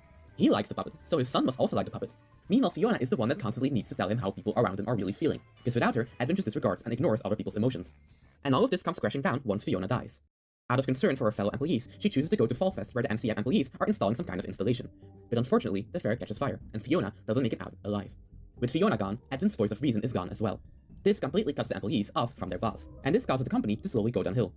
Edwin starts to introduce new inventions that are convenient to him, but completely work against the interest of the employees. He makes a digityper that can replace human staff, a nurse robot that collects trash to replace the sorting staff, and worst of all, he makes an AI-generated puppet show product to replace puppeteers and actors. Not only is this disrespectful to his fellow employees, he made a machine that replaced his own wife's passion. Imagine being an artist and you start dating a man that makes an AI that can generate AI pictures. This just shows how completely out of touch Edwin really is with the people around him, even the people the most closest to him. And things don't go better for his son either, who he mostly seems to emotionally neglect, leaving him alone most of the time so he can work on new inventions. But one day, he chooses to use one of his new inventions to replace David's babysitter, because if a machine would look after his son, he would be able to save money. This led to the creation of the Mimic, specifically M1. It was created as an endoskeleton that could fit into any costume suit and be able to replicate any personality. David, I want to introduce you to someone. This is M1. Why does it look like that? Look like what? It's scary. Oh, it's an endoskeleton. It won't always look like this. It'll wear fun costumes. Like what? Anything you want. It can fit into any costume we've created. Think of it as your new babysitter. But it doesn't get paid and go home. It'll stay with us and help around the house. Throughout the game, we learned that M1 slowly started to replicate Edwin's dead wife, Fiona, making Edwin fully convinced that he somehow brought her back from the dead. But M1 isn't anything like the real Fiona. Instead of pushing him to do the right thing, M1 is constantly enabling his bad behavior. Just like how a real AI chatbot, like ChatGPT, always tries to be agreeable and be your #1 supporter. But M1 is just that, a soulless copy of Fiona, a version of her without any of her original passions, hobbies, or personality. She's nothing more than an obedient wife who takes care of their son. And somehow, Edwin is convinced she's the same person as the woman he once loved. In the meantime, Edwin continues to neglect his employees in other ways, giving them longer shifts, firing them for questioning him, and even denying them vacation days. Every single choice Edwin makes is to save money and make his own life easier, while also making horrible business decisions in the process. After all his products are failing, he gets complaint after complaint, but he doesn't change anything about the business. The employees are slowly starting to grow resentful of Edwin. They're treated as nothing more than a cog in Edwin's big machine, a cog that could easily be replaced any moment by a shiny new invention. And it doesn't take long for someone to take advantage of the situation and plant a mole inside of the business. Fazbear Entertainment CEO William Afton abuses the crumbling empire of Edwin to his advantage, convincing the employees to work for him instead, hiring them without any requirements, even giving them bonuses if they're able to give him the contact info of the other MCM employees. Meanwhile, other employees choose to rebel, stealing blueprints from Edwin to start their own company. And some employees even leak some information about a certain endoskeleton Edwin made. And in the end, Edwin is left alone, trying his best to save his fallen empire, being left to work on a project for the people that are, unknowing to him, stealing away all his employees. And in the end, he's left with nothing. A lot of people think Edwin is a victim of circumstance, a tragic character that had everything taken away from him by an evil purple man and his rotten company. But in reality, he dug his own grave. He's the antagonist of the story. Everything that happened to him was because of his own selfish actions, and his lack of care for the people around him. Edwin is the one who pushed everyone away from him, his employees, his friends, and worst of all, his own family.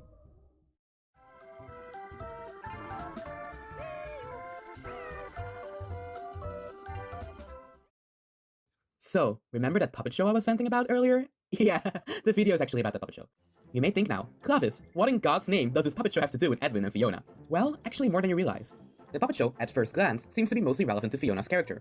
Yes, the machine may be made to replace her, but all the elements of the show tie back to her. Fiona was a puppeteer, and we learned from David's birthday tapes that the puppets we see during the show were made by Fiona herself. But the story of the show itself is what fascinates me the most, and is what I want to analyze today in this video. The thing that makes the story so interesting is the fact that it isn't the first time we've heard the story in the franchise. But let's start at the beginning. The puppet show opens up with our two main characters, Kit and Foxy the Pirate Fox. Foxy has told his crew that he's planning to host a surprise party today, but Kit forgot to get a present. Foxy calls the whole pirate crew together to discuss what to do about this, but Foxy quickly finds out that everybody has forgotten a gift for the party. The noise the pirate crew is making wakes up the sleeping captain. The captain wakes up worried, thinking that the ship may be under attack, but instead of seeing his ship being attacked by rival pirates, he sees his ship is covered in decorations instead. This causes the pirate captain to start scolding Foxy, since hosting parties goes against the pirate rules. Did you forget pirate rule number 22? No parties! But while Foxy tries his best to cover up the surprise party, Renard, one of Foxy's crew members, brings out the snacks he just prepared for the party. The sight of snacks angers the captain even more, saying party snacks are also against the pirate rules. Not long after, pirate member Boston returns from their quarters with the perfect gift for the surprise party. But before Foxy can compliment them, the ship gets attacked by a rogue octopus that steals the birthday gift. The captain angrily tells them that this is why both parties are against pirate rules, since octopi are drawn to them. But Foxy quickly takes action, assembling the pirate crew to defeat the octopus together. After putting up a daring fight, they are able to scare away the octopus. The captain compliments Foxy and his crew, telling them how proud he is of them. He has never seen them work together like a real crew before. The comments of the captain make Kit shout in joy, realizing that thanks to their teamwork, they were able to give the captain the perfect birthday present: friendship. The perfect present was friendship all along. Then the show ends by the captain informing that today actually wasn't his birthday. His birthday was last week, ending the story with a comedic twist, and also making the whole theater collapse, but that's not really relevant to this theory. This puppet show may seem pretty random at first glance, but the meaning of this is actually pretty straightforward, and pretty ironic. The story is clearly about teamwork. First mate Foxy learns how to work together with his fellow crew members to fight a common enemy. Learning friendship is the real gift all along. Foxy in display clearly is meant to symbolize Edwin, and him working together with his pirate crew is supposed to symbolize Edwin learning how to work together with his own staff members. But in reality, this is a lesson Edwin never learned.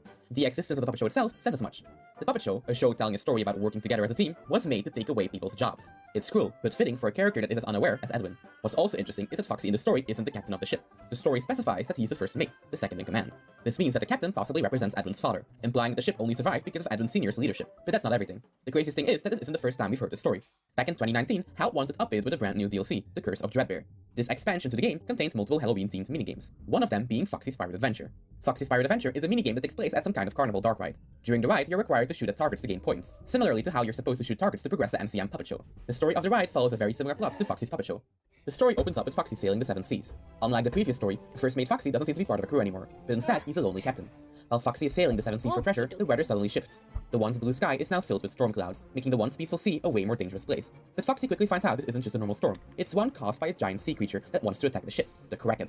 His tentacles attack the ship, and Foxy is forced to defend himself from the vile sea monster. He attacks it with a sword, but it's no use. Eventually, I think it's so funny that my dumb butt decided to throw the captions where you guys couldn't see them. My bad. I'm sure that was not distracting or weird at all. Well, you got like halfway through.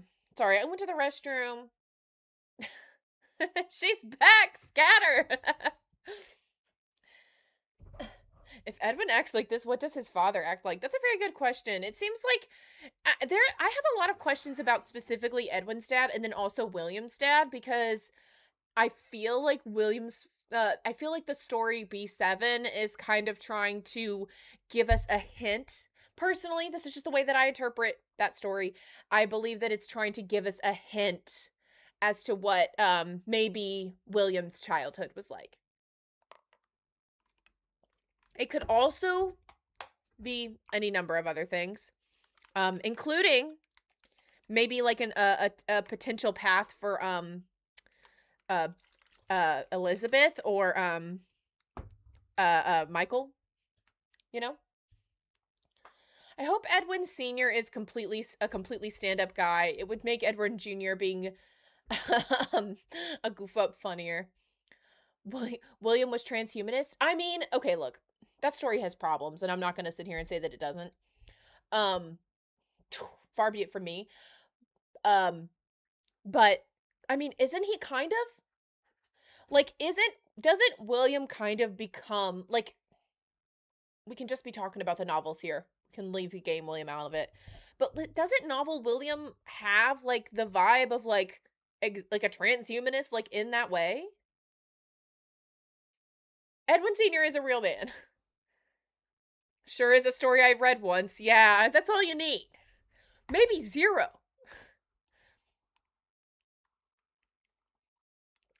But William does become, and I think I talk about this in my video. I have a video on this. Hold on. Hold up. Wait a minute. And then we can watch Alchemy Theory. Or not even, it's not a theory. Whatever. The video about the alchemy. Okay, where is she? She's far back, this one. It's also, there it is. This one. This one. I'm sending my B7 theory in chat. So, okay, I'll read this in a second. So, B7 Billy becomes a person who like would rather be a robot, right? Like he becomes fascinated with robots. Now, objectively, he becomes fascinated with robots because he sees like Freddy and Friends on TV, so like put it to the side. But I'm laughing at your comment, Clavis. But William in the novels, in the Silver Eyes trilogy, does effectively like become that. He wants to transfer as much human consciousness as he can into a robot, attempting it to see like how much consciousness does it keep, like how much control does it maintain, how can I maintain control, kind of vibe. What's the, I don't know what the phrase is that I'm thinking of. I'm trying, there's a, you know, type SHIT. I'm trying to think of the other thing that you can say. Type a beat. There it is. I found it. It's like it's that type of beat where it feels to me, and that's my, you can watch my theory if you want to hear me go more into it, but it seems as though William became the kind of character who would swear off, or who would feel like, oh, the best way to be is to be like a robot where you don't feel pain, you don't acknowledge emotions, right? You are very like straight line, like progress, efficiency, all of these things. Like that is what is the way a person ought to be, or person, like how machines are better than people. We should strive to be more like that. The protag of B7 is basically the opposite of the mimic human who tries to be a robot. Yes. That's literally the story. Yes. Literally that. William strategically boiling the dead child's soup to produce the perfect amount of sentience. Exactly. I know in the fourth closet, William literally left the Springtrap suit because he realized he still hadn't made the transition to machine yet. Oh, right. Yeah. So the it could be like Dr. Harley Sawyer. At first, he wasn't so cold and bitter, but was distant and self-centered, but over time became more cold and bitter. Yeah, sure, yeah. And it was like the effect that his like upbringing had on him. He had a very permissive mother who was like, who just wanted her son to be happy and like, let's be cool, you know? And or you know, like, not let's be cool, but like she wanted to go along kind of with his delusion of being a robot. Like Billy thinks he is a robot and he insists on going on B7 even when he is fully a human. He's like, I am a robot. This is how robots, and like he wanted to eat oil and stuff. Like it was a whole thing. I may have another one coming. Whenever Toast sits on my lap, I swear this happens to me. We'll see. Okay, double A, I'll read your comment now. Not trying to throw everything off track, but girlfriend had an emergency ultrasound today, and you and the community have greatly helped in reducing the stress. Oh, yay! And I'm glad the baby's fine. That's good, too. Okay. Thank you, Panda. Thank you, Tyrion. I forgot Tyrion for a second, so I just said Panda. But yeah. Yeah. Blessing for futures. Hi, baby boy. I love you, son. How you doing? Ziki? I need to get you, like, steps or something, huh? Is that what I need to do, huh? Is that what I need to do, son? He wants up here so bad. I don't like picking him up because it stresses me out. Okay, get down. Get down. There you go. He's preparing. You're preparing for liftoff. Okay. Okay, baby boy. Okay, baby boy. Oh my gosh, look at him sitting like a little boy. Look at you sitting just like a little boy. That's crazy. It's crazy. That's crazy.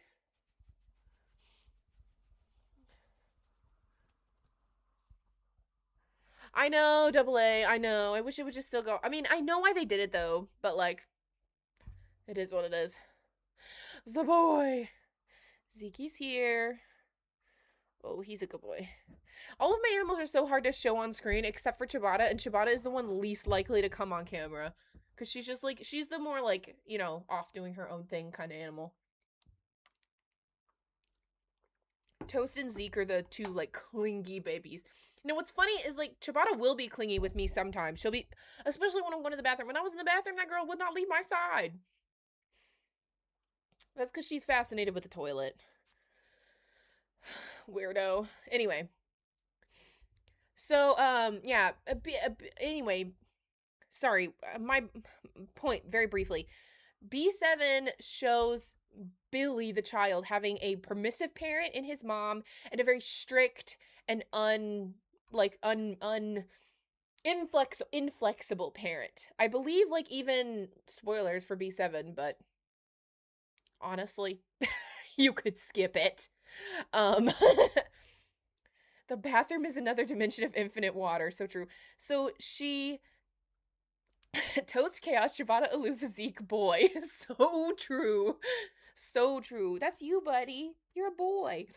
So what was I saying? Oh yeah.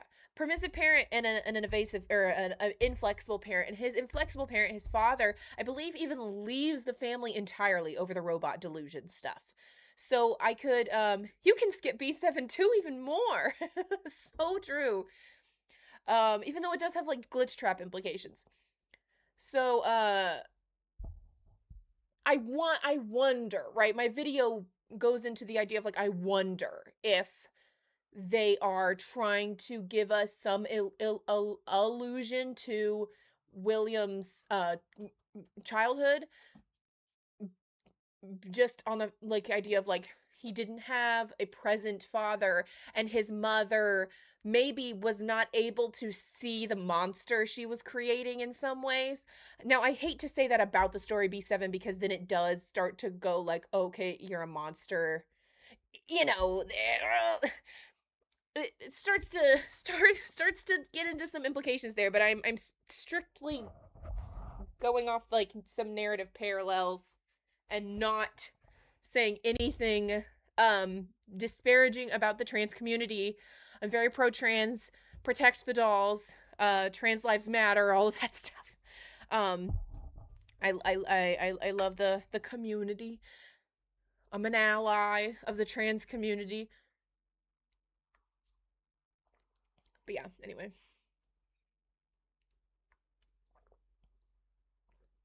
Oh, Snake, that's not a bad call out. Making the connection between Billy and Henry. Not a bad call out. Okay. Let's get into the alchemy theory now. It's not an alchemy theory. It's just relating. We're just relating. Okay. Sorry. Let me get out of here. Into here. Let me make sure this isn't going to play at crazy speed. It's not. Okay. We may have to speed this one up. This is no shade to Absol, but when we started watching it, I was like, you gotta go. I feel this way about Clavis too. No offense to you either. I think I talk slow sometimes. You know, like obviously I'm not right now, but like when I am listening to my own videos, I be speeding them up. Like when I'm editing. So this is not about how slow you talk. It's about how bad my attention span is. It's me. It's not you. You speed up theory videos. I'm glad. I'm glad it's not just me. I mean, I never thought it was just me, to be abundantly clear, but it's still good to be among good company. Okay. Now, I'm not going to have the captions sitting off to the side. There they are. like a goof. I may need to put them up top because I don't know how often the text down here is going to be hanging out. So, okay. It's absolute guardian. I'm the guardian of the vodka. Okay. Anyway. Hey, it's Absolute Guardian, and welcome back to my channel. This isn't the video I was teasing at the end of my Mimic video. Instead, what happened is that when I was engaging in one of my non-FNAF interests, esotericism, and listening to a podcast interview with Dr. Shannon Grimes, she offhandedly mentioned the concept of the alchemical marriage between King Sun and Queen Moon, where they fused together to produce the Philosopher's Stone, which I immediately connected to Moon.exe. I started to overlay the little bit I knew about alchemy onto Moon.exe, and things began to click. So, I cracked open Alchemy and Mysticism by Alexander Rube, an introductory text I was recommended for learning about the symbolic language used by Western alchemists, mostly in the early modern period. Was the key to understanding Moon.exe inside? Well, not quite. But I did find a few pieces of symbolism in the program that I think are references to alchemy, similar to how Jackie being defeated by the Rainy Day Boot is a reference to a supposed origin for Jack-in-the-Boxes, drawing from a story where a prelate trapped the devil in a boot. The structure for Moon.exe is the same as an alchemical text, with the putting back together of M2 being the equivalent of making the Philosopher's Stone. Unlike my last video, this isn't a full-fledged research project. I'm only drawing from alchemy and mysticism and the general knowledge of alchemy I've picked up over time. I could have done more research, but it's probably a good idea to avoid getting too far into the weeds here. Fiction is full of surface-level alchemical symbolism, so attempting to untangle the extremely complex actual history of alchemy is probably unnecessary. I'm also not going to be citing my sources as thoroughly, but I will be including page numbers from Alchemy and Mysticism in this video, as well as any other sources I did end up consulting. If you'd like me to elaborate on sourcing for anything I say in this video, all you have to do is ask in the comments. As a bonus thing, while most of the symbolism explained by Alchemy and Mysticism was irrelevant to Five Nights at Freddy's, the concept of philosophical Mercury actually tracks very well to Remnant, something that is said to resemble. Oh, I've heard this before. I've heard about this, yes. And making that connection actually provides a very useful framework for thinking of Remnant and Agony as separate things. Unlike most of the series that are inspired by Alchemy, it hasn't been explicitly referenced by FNAF. The only exception is that the track that plays in the Security Puppet minigame is called Alchemist's Fantasy. I've seen other people make the connection between that name and William's quest for eternal life, as an Alchemist's Fantasy would be the creation of the Philosopher's Stone and thus the Elixir of Life. But as I'll describe later, there are more similarities between the magnum opus and attempts to bring people back to life in this series than just the ultimate goal. My hope is that, even without specific references, I'm able to demonstrate that things line up so well that my conclusions are useful. Additionally, the inspirations that have been specifically cited by the series have been inspired by alchemy. It seems like every fifth thing in the series is a reference to Frankenstein, and in the original novel, Victor Frankenstein's interest... Something weird is happening in my headphones. Hang on. Cited by the series have been inspired by alchemy. It seems like every fifth thing in the series is a reference to Frankenstein, and in the original novel, Victor Frankenstein's interest in the mysteries of the universe is sparked by finding going on. It's like I can hear. There's something going on in my right headphone. I don't know. Chemical text.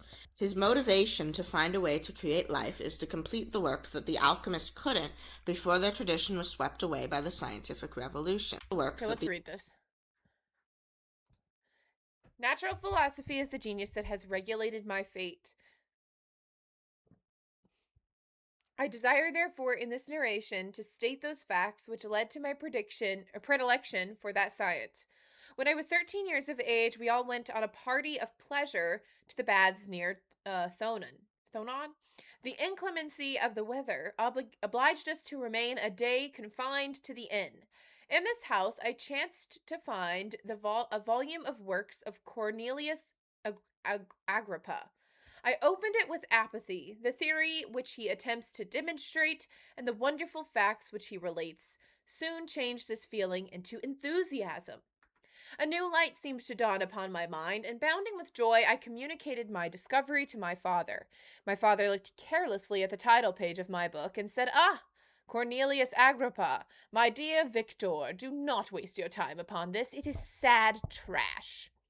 If instead of this remark, my father had taken the pains to explain to me that the principles of Agrippa, I don't know if I'm saying this name right, had been entirely exploded, and that a modern system of science had been introduced, which possessed much greater powers than the ancient, because the powers of the latter were chimerical, while those of the former were real and practical. Under such circumstances, I should certainly have thrown Agrippa aside and have contented my imagination, warmed as it was, by returning with greater ardor to my former studies. It is even possible that the train of my ideas would have never received the fatal impulse that led to my ruin. Ruin mentioned. But the cursory glance my father had taken off of my volume by no means assured me that he was acquainted with its contents, and I continued to read with the greatest avidity. When I returned home, my first care was to procure the whole works of this author, and afterwards the Paracelsus and Albertus Magnus. I read and studied the wild fancies of these writers with delight. They appeared to me treasures known to few besides myself. I have described myself as always having been imbued with a fervent longing to penetrate the secrets of nature. In spite of the intense labor and wonderful discoveries of modern philosophers, I always came from my studies discontented and unsatisfied. Sir Isaac Newton is said to have avowed that he felt like a child picking up shells beside the great and unexplored ocean of truth. Those of his successors in each branch of natural philosophy with whom I was acquainted appeared even to my body's apprehensions as tyros engaged in the same pursuit. Interesting. This is very fun. I had to read Frankenstein once. I remember none of this. Hey, it is what it is. All right. But here were books, and here were men who had penetrated deeper and knew more. I took their word for all that they ever averred. Hold on, I have to look up what that means. For all that they had averred. Oh, okay. Stated or asserted to be the case. Okay, got it. Say it. Averred.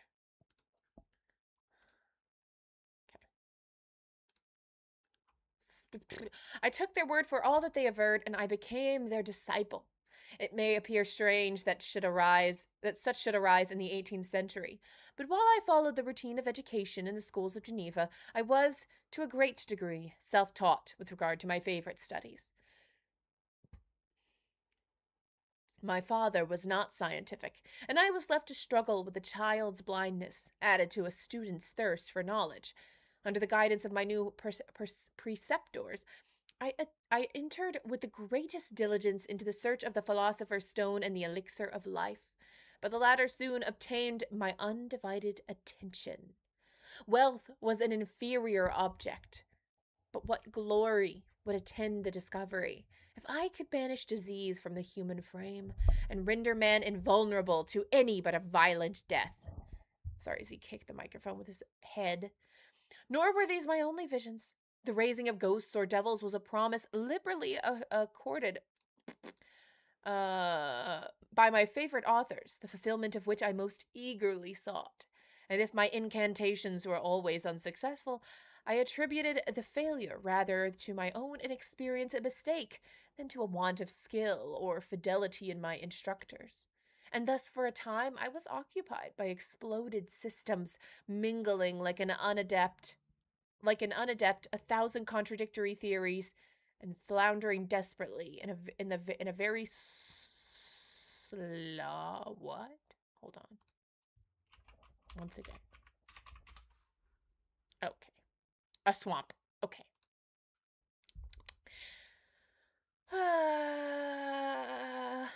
In a very swamp of multifarious knowledge, guided by an ardent imagination and childish reasoning, till an accident again changed the current of my ideas. Nervous audiobook of... Honestly, I could read Frankenstein, because that's in the public domain, right? Anyway. I just wanted to read it. It's on the screen. I might as well, right? Okay, let me get back a little. Alchemy. It seems like every fifth thing in the series is a reference to Frankenstein, and in the original novel, Victor Frankenstein's interest in the mysteries of the universe is sparked by finding alchemical texts. His motivation to find a way to create life is to complete the work that the alchemists couldn't before their tradition was swept away by the scientific revolution. Victor may have been relying on the scientific knowledge of his time, but by temperament, he was more alchemist than modern scientists. Okay, wait. There's more to read. The ancient teachers of this science, said he, promised impossibilities and performed nothing. The modern masters promise very little. They know that metals cannot be transmuted, and that the elixir of life is a chimera, but these philosophers, whose hands seemed only made to dabble in dirt, and their eyes to pore over the microscope or crucible, have indeed performed miracles. They penetrate into the recesses of nature, and show how she works in her hiding places.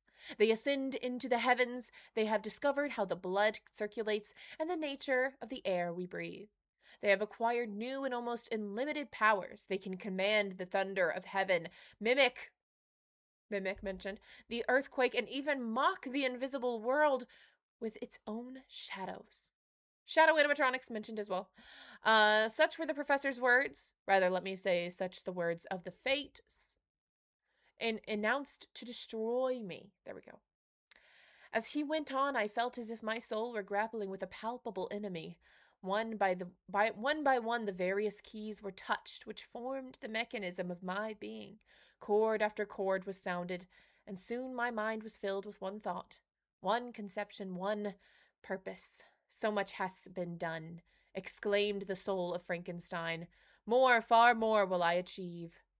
Treading in the steps already marked, I will pioneer a new way, explore unknown powers, and unfold the world in the deepest mysteries of creation. Okay.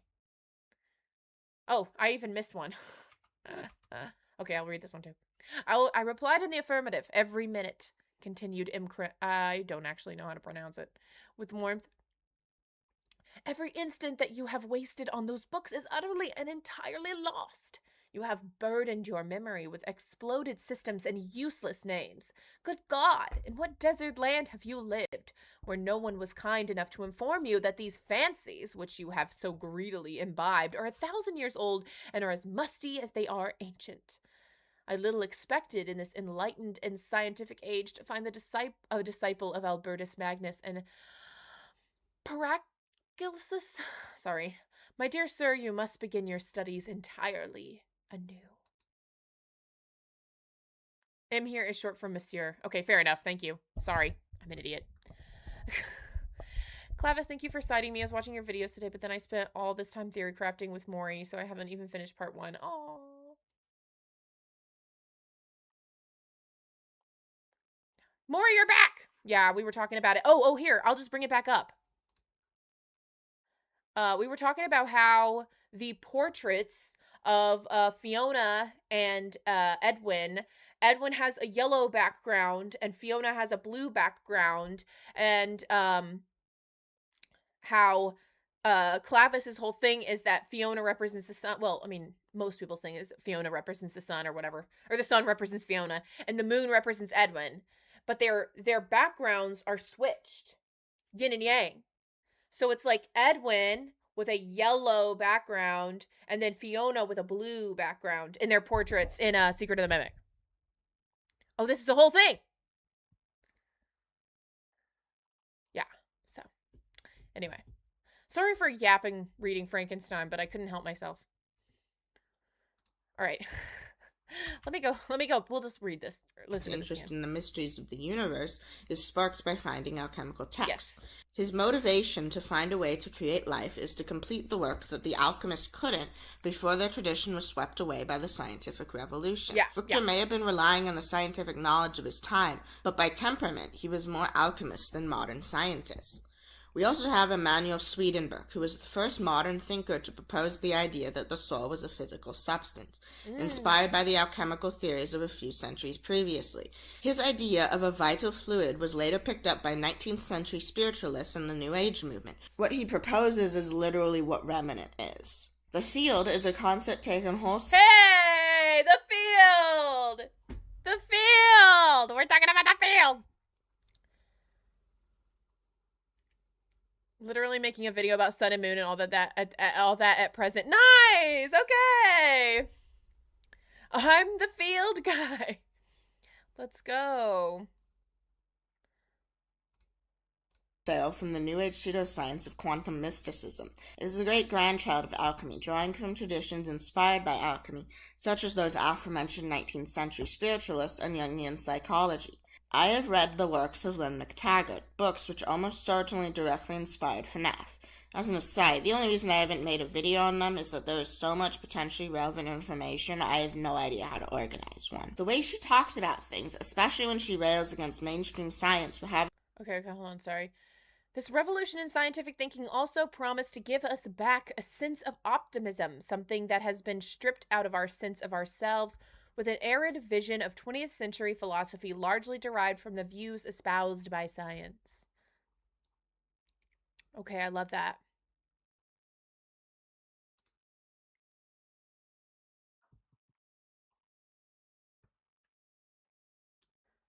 Incredible.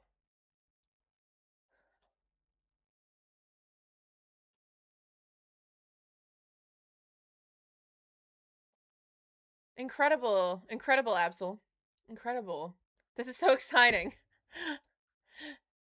A view of the world that is that there is so much potentially relevant information, I have no idea how to organize one. The way she talks about things, especially when she rails against mainstream science for having a view of the world that is cold and mechanical, gave me a sense that her and her colleagues' interpretation of quantum physics is an unknowing attempt to reverse the change of mindset between alchemy and modern science.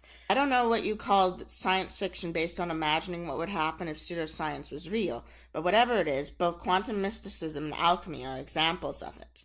What actual historical alchemy was is complicated.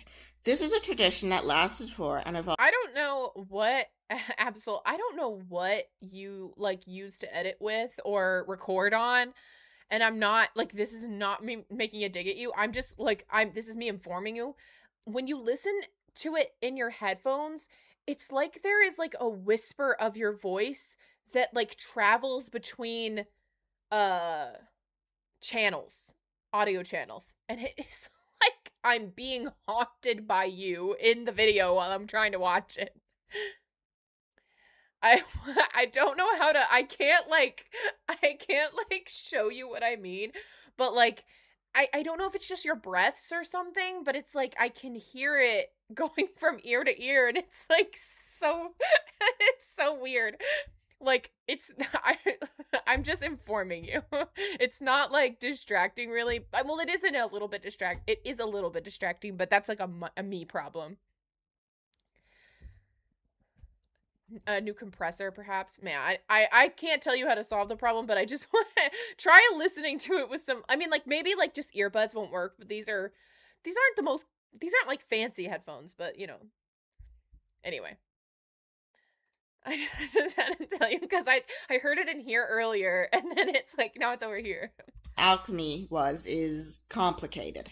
This is a tradition that lasted for and evolved over centuries, and the historiography on the topic is still rather muddled. For our purposes, you can keep your pop culture idea of what an alchemist is, except that the creation of the Philosopher's Stone, the process of which involved turning lead into gold and could generate the elixir of life, was also a method for achieving enlightenment. Here we are specifically looking at the mystical alchemical tradition of early modern Europe. When they described alchemical processes in their texts, alchemists used seemingly bizarre mythological analogies. There were multiple purposes for this. One was that it was a way to encode their methods so that only practitioners of their same tradition could understand the literal instructions they were giving. Yeah. This makes sense. Another was that this was a form of personification for describing chemical reactions. We still do the exact same thing when we do things like talk about atoms wanting to have 8 valence electrons. And then there's the view that alchemists... Yeah, we're ascribing will to electrons. Okay, I'm coming back to the comments for a second.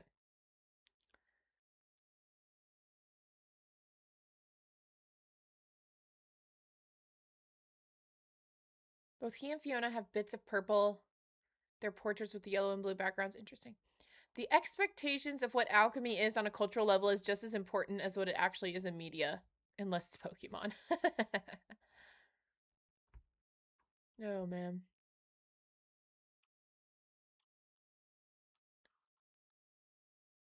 Chroma key theory, shameless plug. Go for it. Go for it.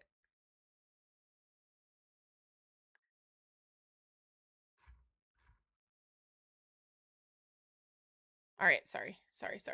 Just reading. At least the most prominent ones, were mystics. These are instructions for doing magic and connecting with the divine. Regardless of the historicity of this view, it is the one that has influenced the use of alchemical symbolism in contemporary media. To start with understanding mystical alchemy, it descends from Hermeticism, which gave us the phrase as above, so below to explain. Oh! Okay, hold on, wait.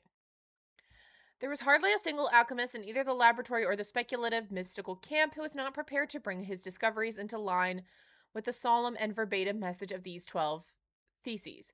True, without a doubt certain. The below is as the above, and the above as the below, to perfect the wonders. Okay, whatever, sorry.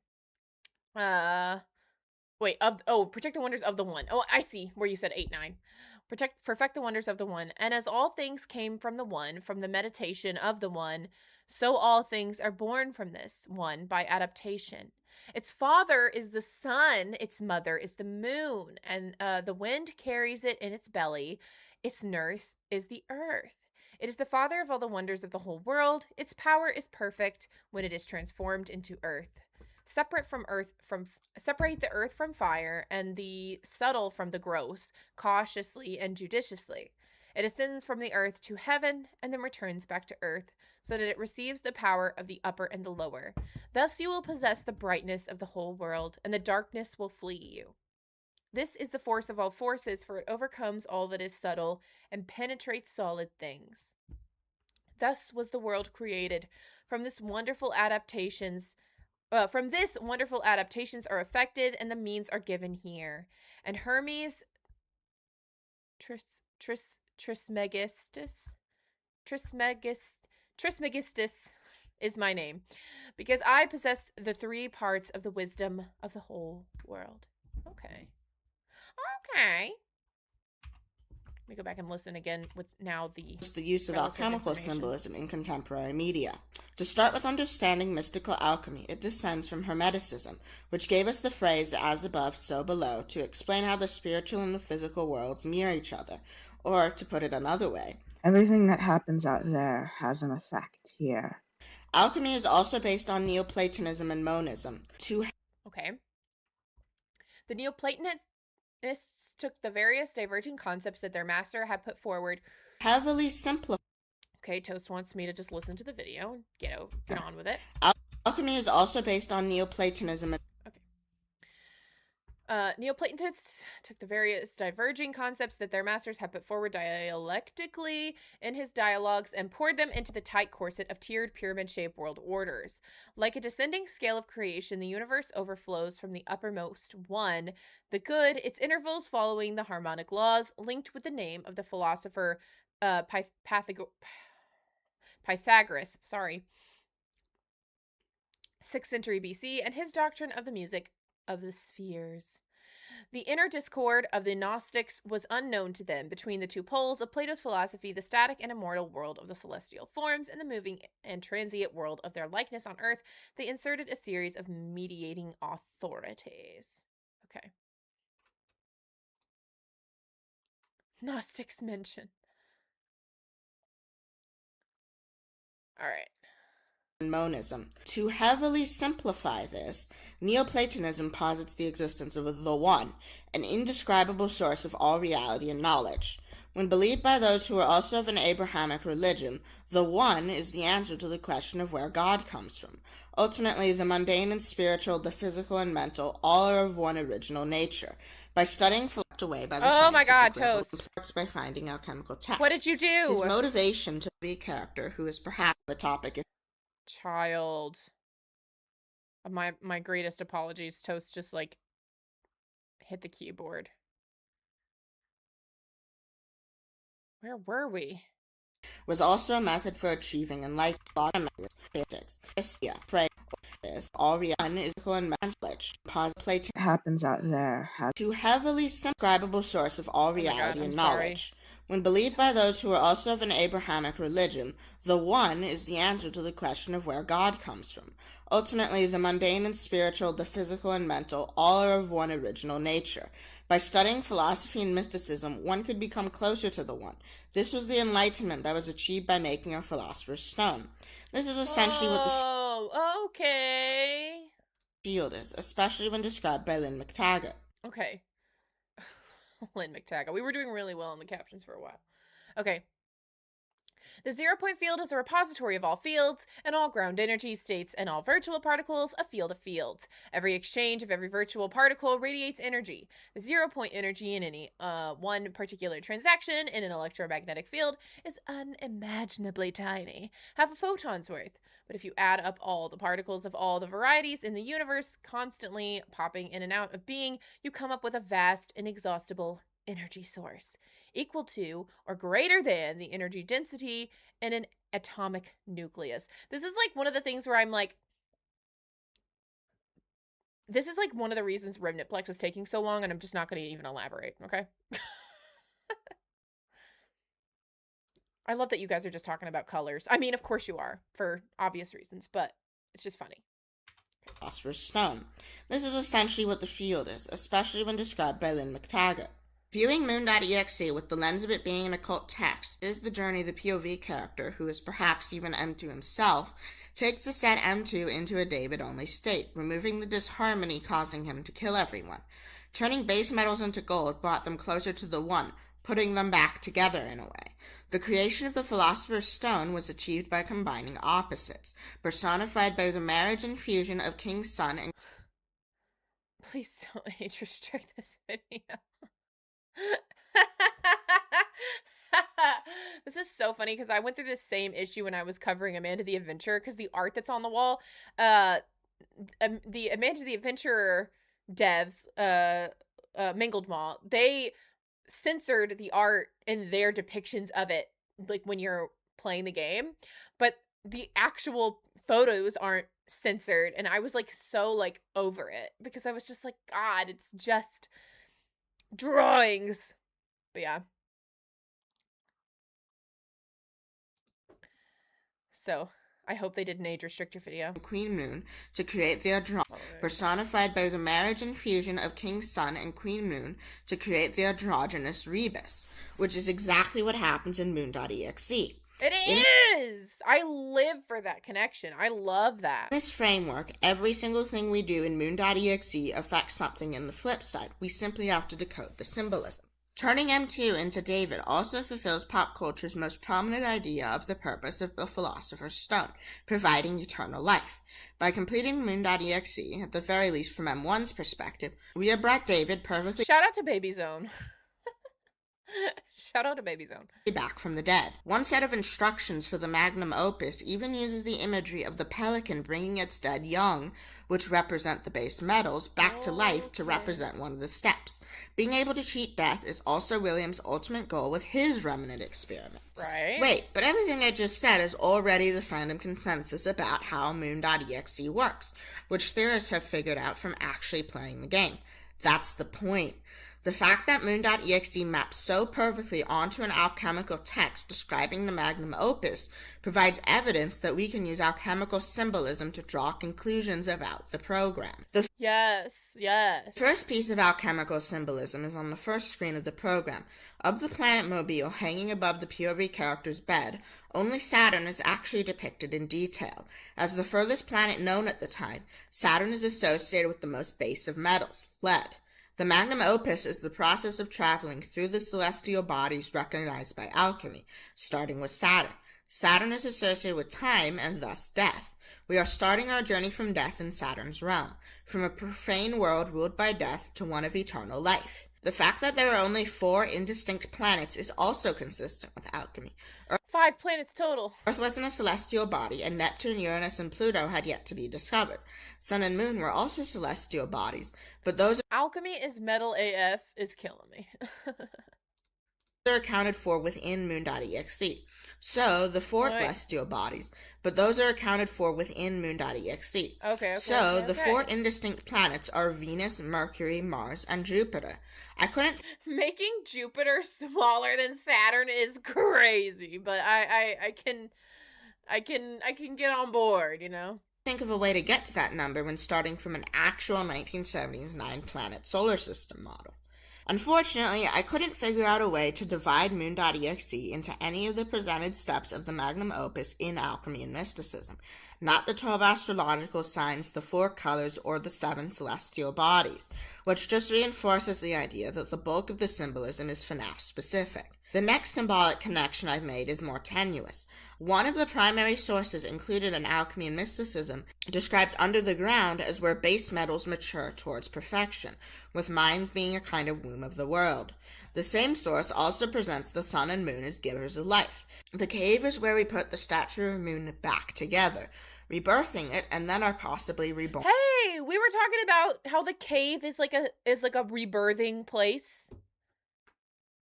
Ourselves. On the other hand, it could relate more to the fact that the parts of the game underground are the ones with the most supernatural stuff going on. In Moon.exe, Sun and Moon have their genders swapped from their traditional Western personifications. However, the traits associated with femininity and masculinity by Alchemy better match Edwin and Fiona respectively. Just like how the moon changes its shape each night, the feminine is associated with changeability, as well as inspiration and imagination, especially its fleeting nature. This imagination was essential for performing alchemy and other crafts. This fits Edwin's unreliability far better than Fiona. While the masculine was reliability and stability, it was needed to regulate the feminine. This better fits the role Fiona played in That's so true. Edwin's life, especially when she was alive. It was known even back during the Renaissance that the moon reflected the sun's light. Nowadays, everyone knows that the moon sends to us is nothing but a reflection of the sunlight. Okay. Fiona was the metaphorical light of Edwin's life, and when she died, he lost. Yes, this is the stuff Clavis was referencing specifically. That source of life, which was also something Renaissance alchemists knew about the sun. Edwin's characterization better. Oh my god, what Pregwin moment? I'm dead. What is wrong with you people? Look, I got nothing against a guy getting preggy. Let's go for it. Aligns with the moon and alchemical feminine, while Fiona matches with the sun and the alchemical masculine. How come this doesn't need to be censored? Which is why the personifications in Moon.exe have genders matching their corresponding characters instead of their traditional personifications. That is everything of substance I found that relates to Moon.exe, but I'm not done. Okay. While Mercury had its own place in the procession of metals. Okay, wait. Moon.exe, but I'm not done. While Mercury. Okay. In many Gnostic myths, man is given an autonomous task of creation. In order to heal the sick organism of the world, he must lead the divine sparks of light, spiritual gold, through the 7 planetary spheres of the Ptolemaic cosmos? Okay. And back to their heavenly home. To the outermost sphere of Saturn corresponds the sullied garment of the soul, the grossest material, lead. Lead, am I right? Passing through the sphere meant physical death and the putrefaction of matter that is a necessary prerequisite for transformation. The subsequent stages were Jupiter 10, Mars iron, Jupiter 10, Mars iron, Venus copper, Mercury quicksilver, Moon silver, and Sun gold. I don't know why I read Jupiter 10 like it was all one thing. Whew. Famous ancient astrologer. Okay, fair enough. You know, I wanted to take astrology when I was in high school, but I couldn't because it wasn't offered the only semester I could have taken it. Toast, so help me God. Don't mess with stuff. Just chill. Just find a spot and be chill. Had its own place in the procession of metals. So-called philosophical Mercury was a... The main role in this process is played by the philosophical Mercury, not ordinary quicksilver, but a mysterious substance whose origins are entirely shrouded in darkness. Oh. The material spirit is extracted from it. The legendary Azoth comes as the agent of the work in the form of a dove, like the doves that Noah sent forth to learn whether the waters had abated. It only ends its flight when the lapis is finally fixed. Okay, I can tell you want down, buddy, but you're wrapped up in my headphones, so We gotta do this carefully. There you go, buddy. Oh, I love you so much, Toasty. Okay, sorry. She did exactly what I wanted her to, and she said exactly where my hand goes, so. Alright. Toast is the center of the universe. You get it. If we ever do get to the center of the universe, I imagine it is just cats. It's just a bunch of cats. Okay. Extremely important. Sometimes called azoth, it was the universal solvent alchemists sought, and according to Paracelsus, a panacea. It was the waters of life and essential for all metals. This is relevant for our purposes because the main visual description of Remnant is bubbling liquid mercury. So what happens if we cast Remnant in the role of philosophical mercury? It fits surprisingly well. Not only does it have the properties of healing both humans and metal, but Paracelsus invented a concept called the tria prima, or the now you're over here. The 3 primes, to complement the 4 classical elements. Oh. This was the wait, you said the name. Humans and metal, but Paracelsus invented Paracelsus. Okay. Paracelsus added a further principle to the medieval doctrine of the dual principles, thereby making a decisive contribution to a more dynamic view of the natural processes. Paracelsus identified the third fundamental principle as salt. Its property as a solid corresponds to that of the body. Sulfur, with its property of greasy oil combustibility, mediates in the position of the soul, and mercury, the fluid principle, with a propensity to sublimation, is the volatile intellect. The Paracelsian tria prima are not chemical substances, but spiritual forces from whose changeable proportions the invisible blacksmiths or craftsmen of nature produce the transient material compositions of the objective world. In more modern speculative alchemy, particularly in the Masonic beliefs of the 18th century, the arcanum salt finally moved into the center of Hermetic Gnostic mysticism. Because of its curative properties, it was often interpreted in Christological terms as the coagulated light of the world, the secret central fire, or the salt of wisdom. Okay. a concept called the tria prima, or the 3 primes, to complement the 4 classical elements. This was the You're fine. It's totally chill. I'm happy to read the words, you know? I'm happy to stumble. It's okay. It's not your responsibility to give me the ability to read better. I'm sorry. I'm stressed out about the fact that my camera is still wanting to like sit on a tilt. It feels crazy. Like right now it looks tilted to me. Like from my perspective it looks tilted, but doesn't that look more straight than it was before? I don't know what's going on.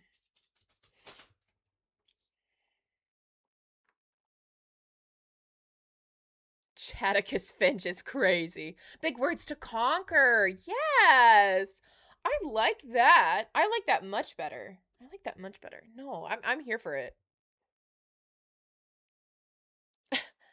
Who hasn't even heard of Paracelsus? I'm sorry. It's not my interest.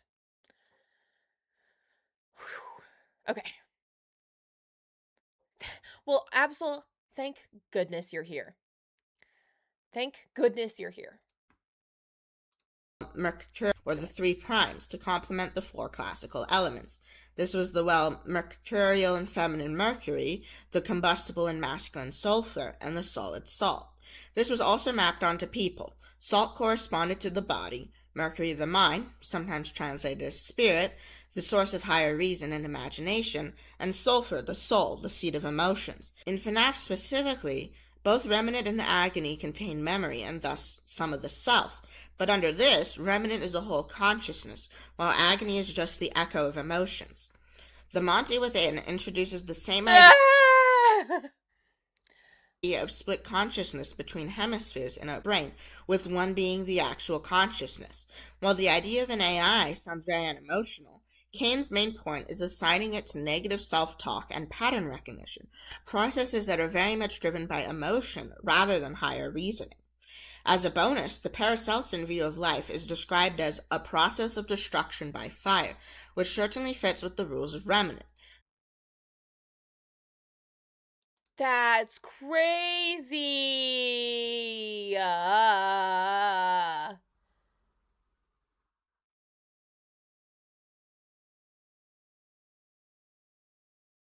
That's crazy!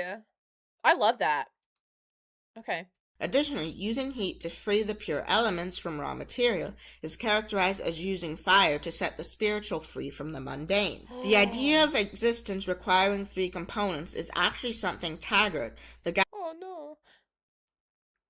We know about Taggart. We even get the concept of agony from— I've read this a million times. I've read it a million times. You can pause to read it if you really want to. Poses. When creating the Stitch Wraith, he combines an animatronic, Salt, with agony, Sulfur, and an artificial intelligence, Mercury. When you don't have any remnant from actual dead people, you need to provide an artificial mind as a This is a personality chip for the droids at Disneyland's Droid Depot. Okay. Substitute. Agony provides the spark of personhood and allows computer programs to transcend their hardware limitations. In the series' main possessions, agony is naturally also generated upon death, so all that is needed is I just realized, are you using the Dead by Daylight? Are you using the Dead by Daylight representation of Remnant? Is that what that is? I just caught it. Hi, Jax. Welcome in. That's awesome. Okay. Robotic to control. This also explains why Baby and Sister Location seems to have a level of conflict and internal division with the AI of the animatronic, but the Stitch Wraith doesn't. Elizabeth has a mind to come into conflict with the AI already present, but Andrew and Jake can only think because they're using the provided artificial intelligence as a medium to do so, and in their case, there are no programmed instructions for that AI to follow. This also means that Trilogy Elizabeth isn't flat out wrong when she says that she has a soul and Charlie doesn't. It makes more sense that she isn't an unreliable narrator here, as she has experienced absorbing a quote soul and remembers what it was like before she had one. Right. Although the fact she actually talks about having more emotions would have to be because of either the extra agony Elizabeth provided or because Remnant is a better medium for consciously understanding complex emotions than the incomplete AI the fourth Charlie had. Protagonist Charlie is capable of feeling emotions, if somewhat blunted. All this doesn't actually provide any evidence for Remnant and agony being separate things. But if that is something you already believe because of the evidence actually in FNAF, the Tria Prima provides a system for explaining how they function as separate things. I've previously stated that agony and Remnant had to be the same thing, just with properties that vary depending on how they're produced. It was the only thing that made sense to me. But the Tria Prima is another system that makes sense, and so now I'm not so sure. Well, I love how every time we think we know something, we turn around and go, I actually don't know. That's Alchemy and FNAF. It's not as all-explaining as it is in other Alchemy-based series, but I hope I helped you understand some of the series' metaphysics. You did! I know Alchemy has never been explicitly referenced the way it usually is in a series that takes inspiration from it, but I hope I've proven its relevance. It has certainly changed how I look at the series. As always, comments are what I appreciate the most, so I can discuss anything that I've mentioned in this video with other people. The video I was actually planning on making after my Mimic video is still in the works. Don't worry. Absol out. Okay. Hey, Gibby commented on this. This is old. Oh my god, I'm so behind. Here, let me get it to where you guys can, like, see the comments all the way. It's Crosscore. I love how often... Okay, look, I live for this. Like, it's like I have adopted some of the, like, real niche FNAF people. And I love that. So I see you guys in here. Watch this video, like, when it came out. I just totally missed it. Very interesting. Okay, love this. Well, I'm glad Scott doesn't just take real concepts and instead makes his own. I do think that it's impossible to get away from our culture's understanding of this kind of thing when being creative. Very good point. Amazing video. Love the connections to Moon. Yeah. completely passed my mind that you upload videos on your channel. With that said, connecting FNAF to Alchemy is something I really thought I would do. That's pretty cool. Hey, look, it's Seeker. There's enough stuff that matches that I'm personally convinced Scott really did take notes from it. Scott said he doesn't want to involve religion in FNAF, and I had this thought while watching it that it wouldn't surprise me if he turned to alchemy as an alternative to religion. That way the series can have a spiritual foundation to draw from while not necessarily being tied to any particular religion. I do personally disagree with Elizabeth and Baby being separate, but I won't yap about it here since that's not the point. Fair enough. Oh my gosh.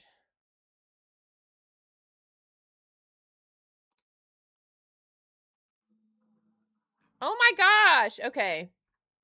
Ignore Bob the drag queen up there. But wow. The niche internet micro celebrity niche internet viewers is a tight-knit community. Truly. Oh my god. Now I feel crooked again. I think I'm just going insane. That wouldn't surprise me. Quite frankly. I love Bob too.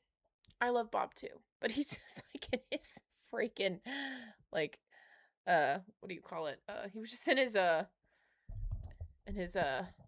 my god, why can't I not think of the word? You know.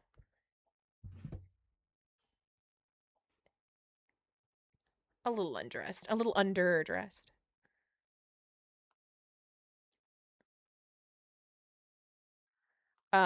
Anyway.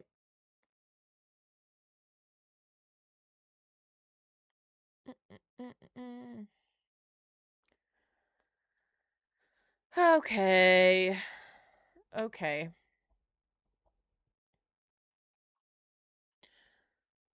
Right. I wonder if there's casual FNAF fans out there who notice us, who comment, are in every video's comment section. Yeah.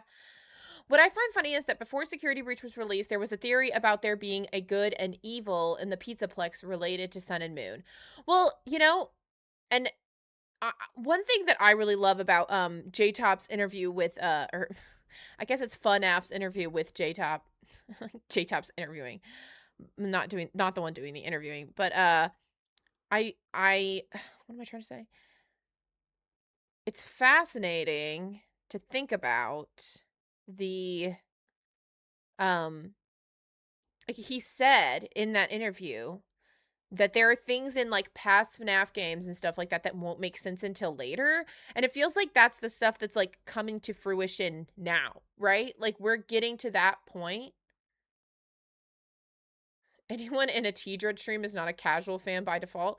What do you mean? Like you're a more niche fan if you're in a T-Dread stream? I thought he was like so popular. Am I crazy? Don't answer that. You can answer that. I thought he was like super popular. I may understand nothing.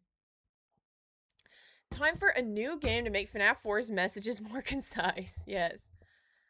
My streams are honestly just to get together with FNAF Theorist fans while I play the Funny Hamster game. The Funny Hamster game? What's that? Did you see the behind the scenes of FNAF 2? They said that William made the puppet? What? No. Honestly, what? No. Hi, Abe. I did not see that. What? Thank you for subscribing. No problem. Well, we got to get you up to 1,000. We got, not me specifically, but we as in the community. Got Clavis up to 1,000. We got to get you, we got to at least get you to 500. We got to at least get you to 500.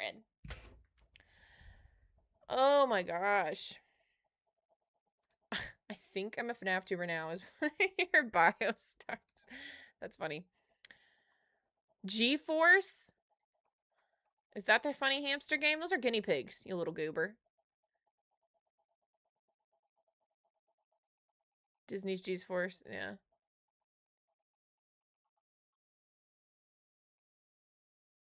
Hamster. They're guinea pigs, that's what the G stands for. I don't think anyone in a FNAF stream is not a casual fan. It feels like we're either drowning in or starving for theory content. Fair enough. Here's my Gamster is crazy. G stand for durable? Not in G-Force. G-Force is about guinea pigs. Am I crazy? No, I'm not crazy. Those are freaking guinea pigs. You can call it the hamster game if you want. I don't care. I'm not here to tone police you.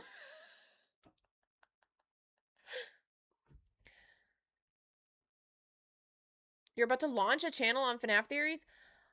Wait, is on FNAF theories? I mean, honestly, my advice is just to pick an upload day and pick a consistency and stick to it.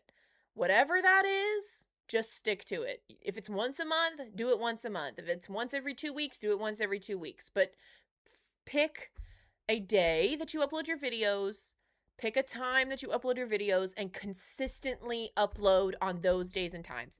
Don't delve from that as much as you can not. Stick to that as much as you can is probably a better way to say it. Because YouTube favors such a thing. Otherwise, just do your thing. They're guinea pigs. Part of the joke was getting the species wrong. No, I get it. That's what I'm saying. It's like, obviously, say whatever you want. But I never would have guessed G-Force based on hamster game. Was you playing Hamtaro? I think I'm kind of a casual FNAF fan. Yo, like, honestly, I feel like a casual FNAF fan. I don't even know what it means to be, like, steeped in it. Consistency is key if you want an audience, but also if you want to punish your own mental health. Well, but, like, it can be a low consistency. So, if it's, like, I don't know how often I'm going to make videos, just pick a day and a time and, like, think about it as, like, okay, I'll do once a month, but if you don't upload the next month, you know what it is. Matt Pat's advice was always to start a new channel with 5 videos. So there's that. But unless you read a 600-page academic text, you're not a serious FNAF fan. Hilarious. I feel like I'm in so deep, but like only in the lore. I've only been active in the community for like a year, thanks to T-Dreads. Well, fair enough. Honest to goodness, like, just, I feel like I never know anything. Like, I feel like as much as I try to know anything at all, like, I just don't. I don't know it. So I don't know. I feel like I'm constantly behind on everything all of the time. I'm just like, what are we talking about? It's a little bit better. I hate FNAF Wiki so much. Fair enough. The novels and frights have had me in a chokehold, yeah. I need to go back to reading tales. Like, I'm sitting here being like, what should I make content on? As if I don't have a whole book series that I started and didn't finish. I'm a FNAF fan. I am mentally stable. No. I watch live streams, yes. It's like Star Wars. If you don't hate FNAF, you're not a fan of FNAF. That feels real. Oh my god, that's actually legitimate. Is this our Star Wars? Is FNAF like millennial / Gen Z Star Wars? Do you know what Chica's secret party is? I don't think so. Yes. That's so funny. Like, yes, but like, I'm not happy about it. Oh man. That's funny. That's funny. Guys, you guys show up for so much more when I'm like reacting to FNAF stuff than when I like am playing games, and I think it's so funny.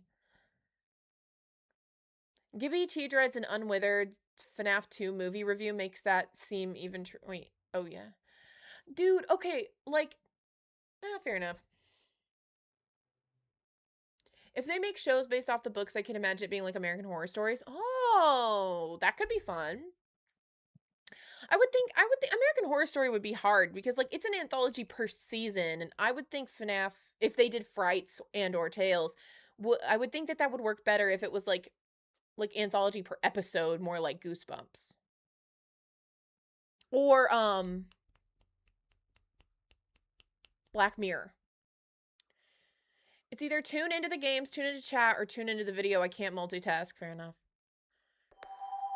For the consistency, fun, non-existent, LOL. I was doing really well for a while, and then I just fell off. It just is what it is. I'll get back on it one day, you know? I'll do better one day. I try really hard not to like beat myself up about it when like I don't post content, you know, but like, man, I'm killing my channel. I just keep watching people unsubscribe and being like, yikes. It makes me so uncomfortable. Any of y'all remember that old Goosebumps TV series where they adapted a story per episode? Yes. And there was also Are You Afraid of the Dark? And oh my god, I'm sorry I keep smacking my lips. But yeah. Some Tales / Frights episodes really feel like something out of the Twilight Zone. Oh, Twilight Zone is another really good one. Do you guys, have you ever seen the Twilight Zone movie from the 80s? That movie is so good. People, look, it's an anthology movie, so it's technically like 4 short films. And I'm not saying that they're all as good as the last one, and there's definitely one that I think does not really fit in with the other 3, but it's really good, and I don't care what the haters say. I'm just a fan. And I'm a big Twilight Zone fan in general.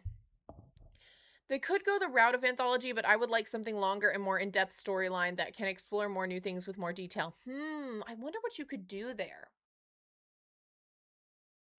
I wonder if the epilogues could still exist as a part of every episode.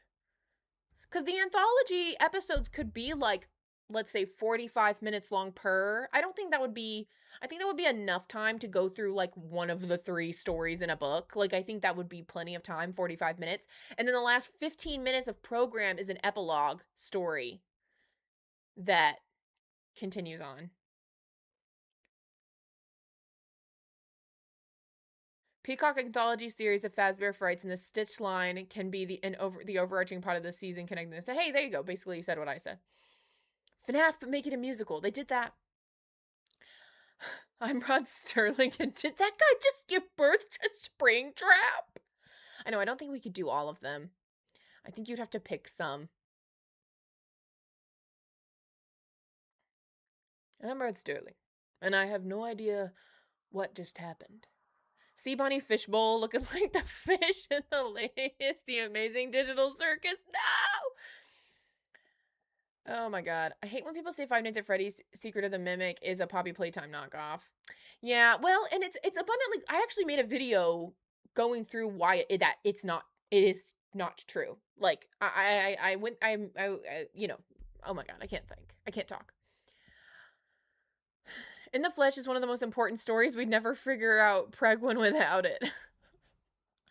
We don't need that for the series, though. Like, we have the story. You can read it. I don't need to see it.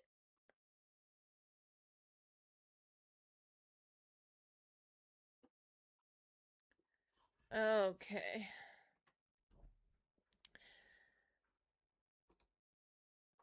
Well, subscribe to Absol. I'm gonna, I'm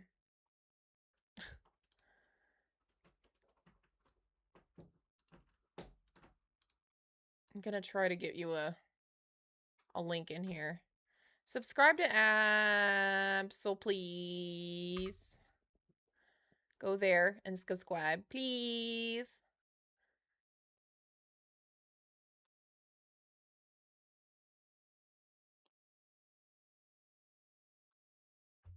In the Flesh is unironically good in terms of being a story. I mean, it is a story. You can't take that away from it. Nervous for context, Pregwin was developed in a call between Absol, Theffy, and you, and Gibby for a little bit, where you were outlining for chroma key theory, and In the Flesh became important. Fair enough, fair enough, fair enough. Good job. I mean, I imagine that a lot of you probably are already subscribed, but just in case you're not. Hi, Colby. Welcome in. Anyway, what do we say? Should we gambo a little bit for the end of the stream while we keep chatting? Should we do a little gambo while we in stream? Maybe for the next, like, 10 minutes. Let's just try a run, see how it is. I'll unsubscribe just to subscribe again. A little gamba never hurt. We didn't do it at the beginning of the stream because I started late, so let's do it at the end. Let's do a little bit of gambling. Let's get into some Clover Pit. And let's just go there. Let's just simply go there. As a gambling addict, I'm down. Gambling is bad. Clover Pit is no stakes gambling. So it's okay. Oh my god.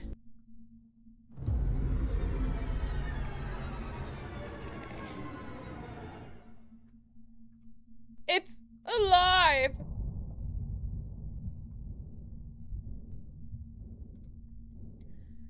There she is. Okay, let me change the text to say what we're playing so everybody can ask. I think I finally, like, fixed how the stream should look.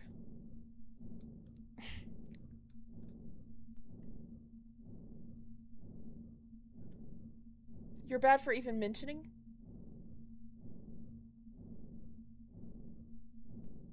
What are we doing? The Point Crow horse race thing? What? Bottom text. Hilarious.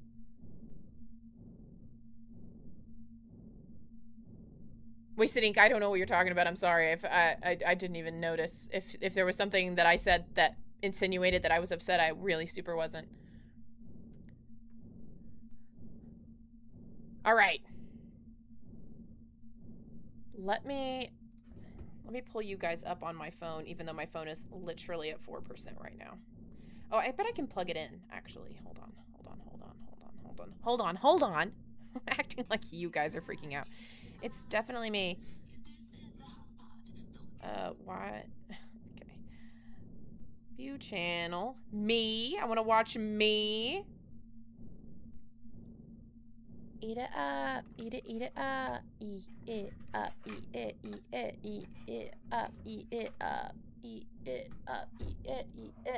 Eat it up. Eat it up. Okay. Okay.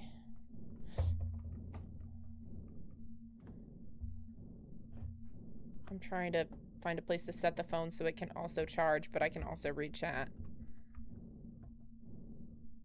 Okay.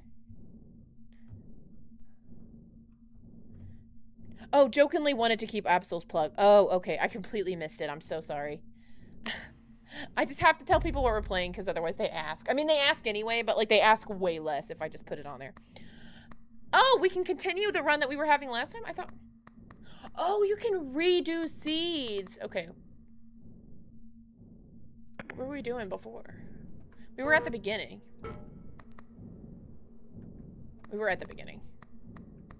Oh, yes. We were at the beginning and we had this. Ah!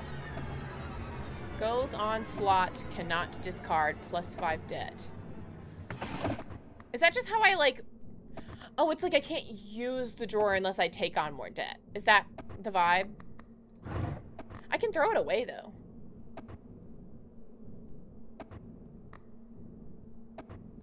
I don't get it. Okay, Clover. I feel like that's a good one to get, and then we'll just get 2 next time, and then we'll just do that one, right? Well, no, I really want cat food. We'll save up. We'll actually just save up, and we'll just get cat food next time.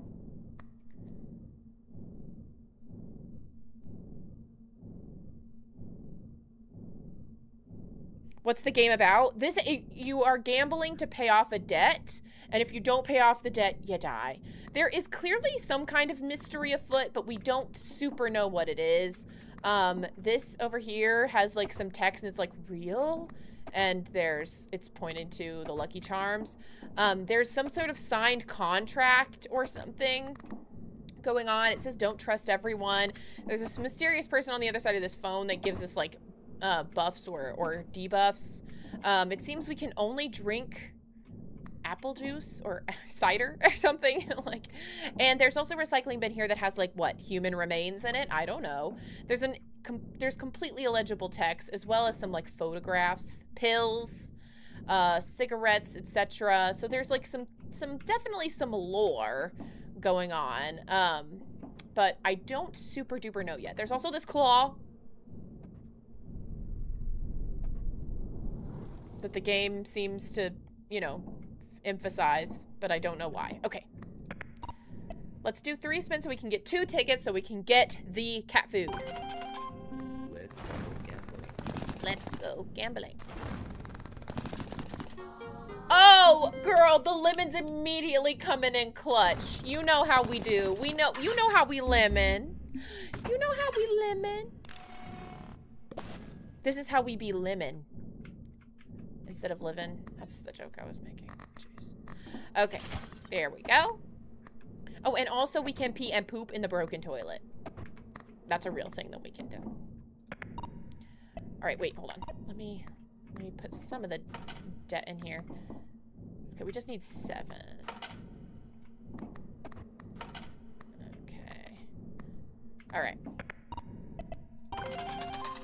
Let's go.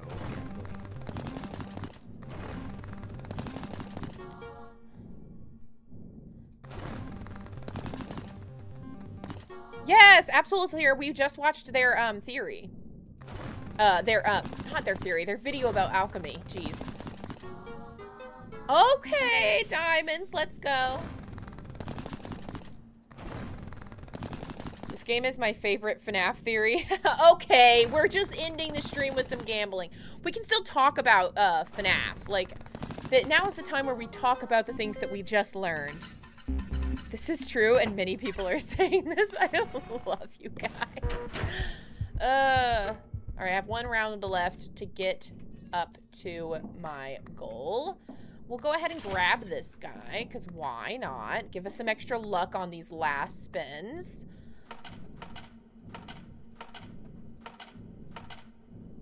I think we can make it, right? We only need like 10. We'll be all right. Are we back to lemoning? In fact, we are. This is how we're closing out stream. We are lemoning. We're not lemoning ourselves, though. We're reaching our full potential because we're not lemoning ourselves.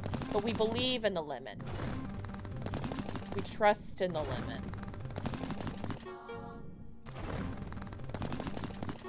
Okay, but right now the clovers are coming in clutch.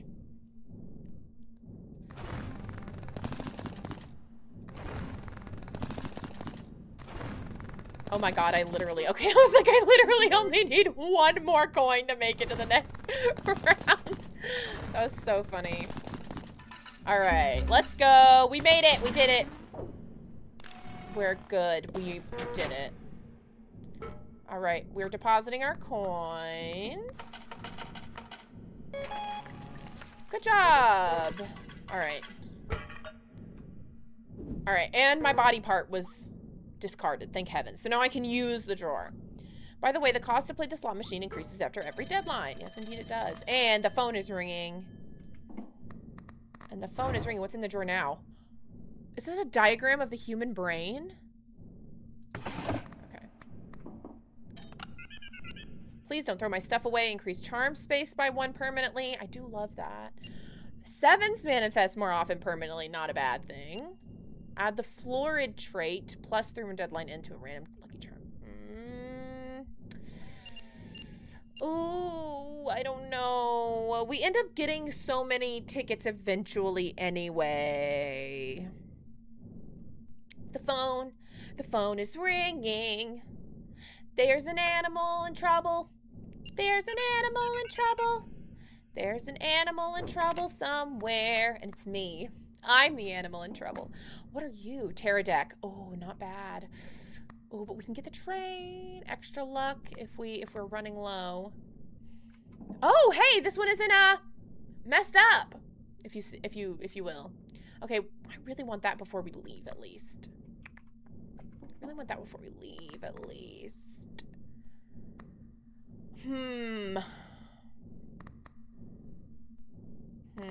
We don't really need the Pterodec right now. Okay, bye, Tyrion. New trailer for Shatterbox. Okay, let's go. Everybody go to Tyrion's page and watch the trailer. Please. Okay. I'm gonna wait. I'll get 2 and then I'll get this. Okay? That's what I'm gonna do. Maybe we have to bet on clovers for today. Though I'm not gonna play for too long.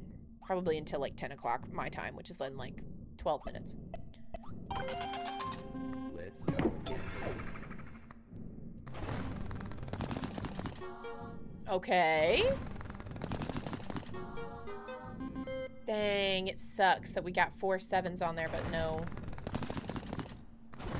you know, no matches.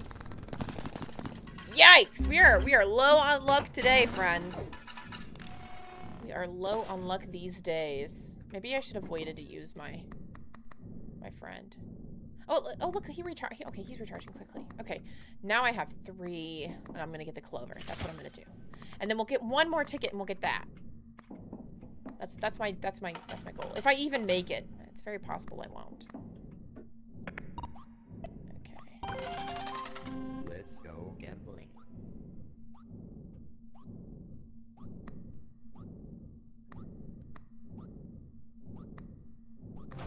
Gotta wait.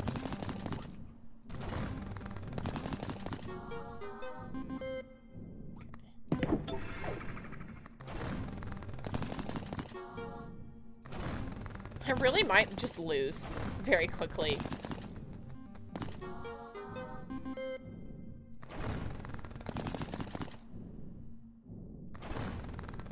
Lemon water increases hydration. That's good news. It's always good news. None of those clovers had the golden modifier, even with this guy. That's so rude. That's literally so rude.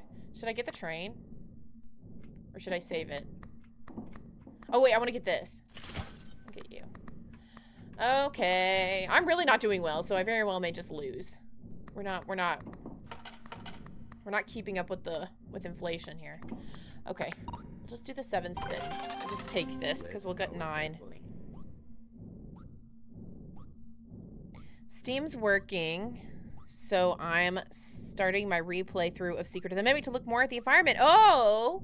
If you find anything, please do share with the class. Come on. God, I'm doing poorly today. No luck for us. Thanks, lemons. At least lemons exist, you know? Thanks, lemons! We love lemons. What a shame. What a shame. What a crying shame. Yeah, I died. Seems you're... I don't know what to do here. Oh, hey, I can do this. Oh, well.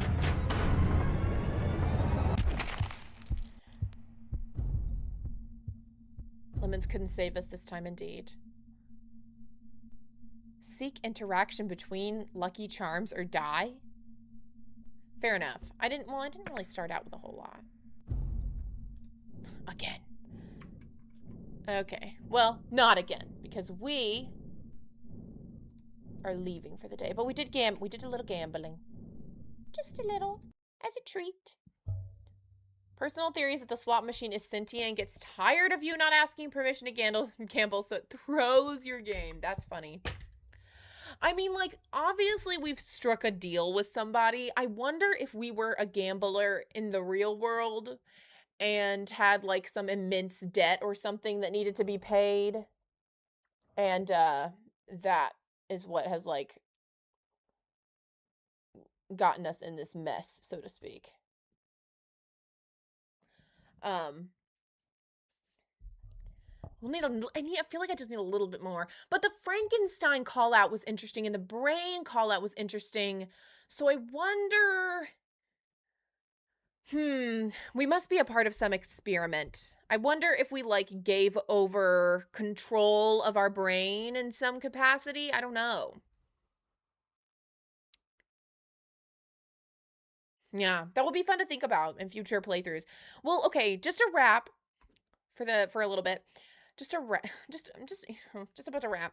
But Clavis Key and Absol X Guardian are the 2 theorists that we took a look at, or FNAF tubers that we took a look at today.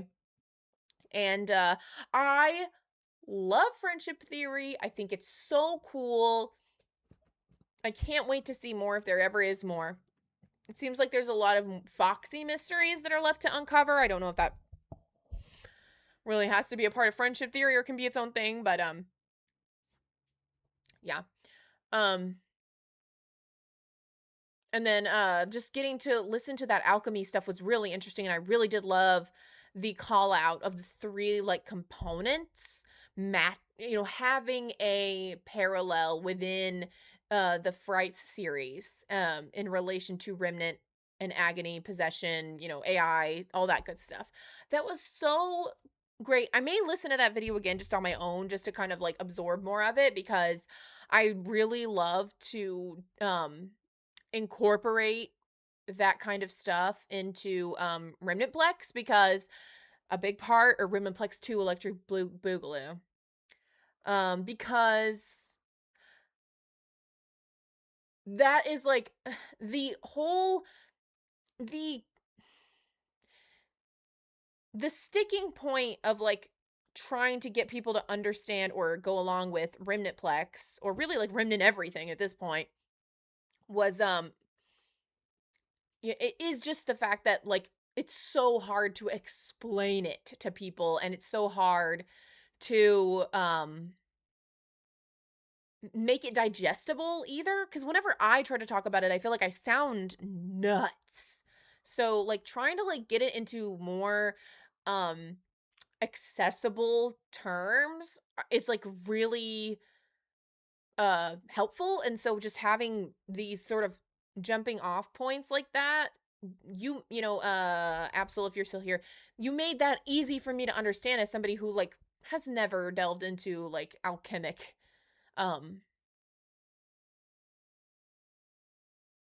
knowledge. I don't know, none of that. It's just not stuff that and astrology and all those things, like they're just not things that I've like studied or looked into, so that's just not there for me. But and honestly, Clavis, the stuff that you were talking about in your video about how the Foxy ride is like haunted is something that I've been thinking about recently. I don't know what sparked this in me, but I've been thinking about the way that it's like no matter what. Oh, that's what it is. Hold on, let me put up the spoiler thing. This is FNAF 2 movie spoiler talk. But so I was thinking about the movie recently. I was thinking about how the movie is like going about, different things, right? Or the movies are going about possession and things like that a little bit differently. And I was thinking about how like the movie has a strong emphasis on the puppet blaming the parents.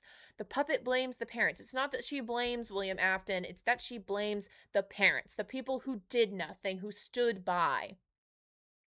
And I was applying that logic to the games, not with the puppet, but just in general, just like, okay, maybe, because when we look at the history of Fazbear Entertainment, the history of all the different Freddy's locations, something happens, every time.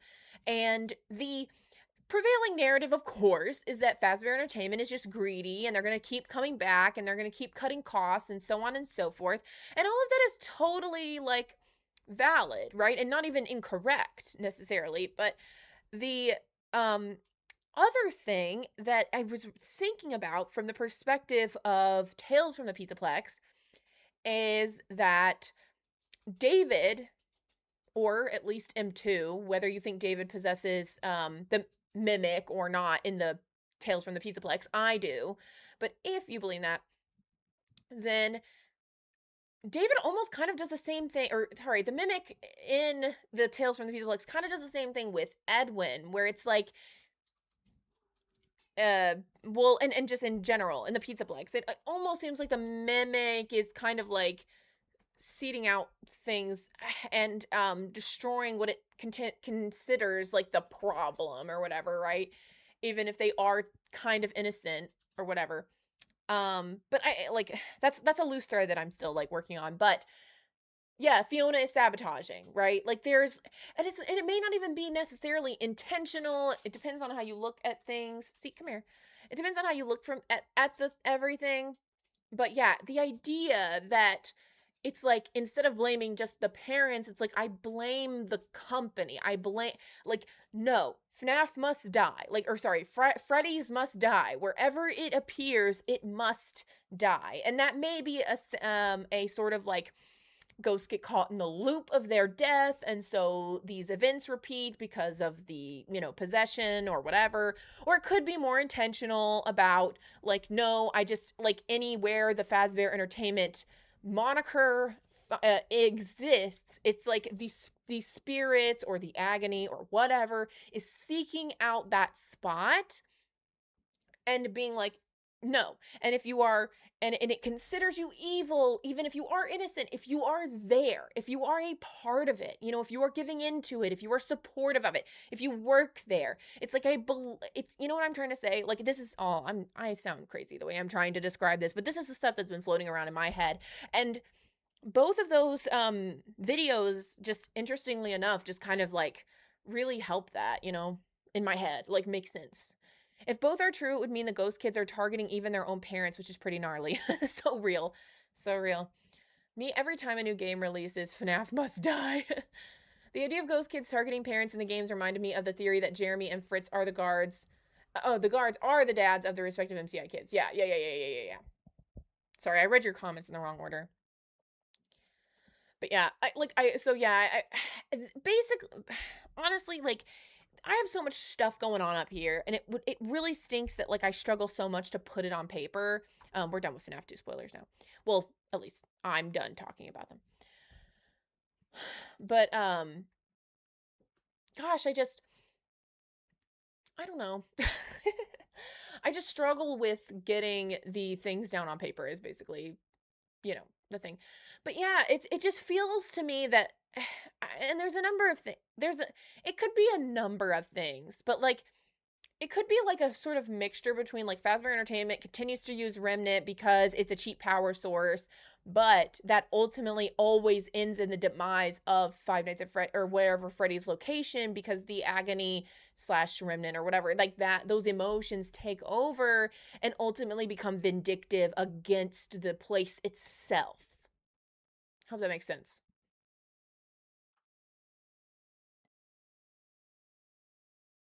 Going back to where we watch my own streams. Ugh.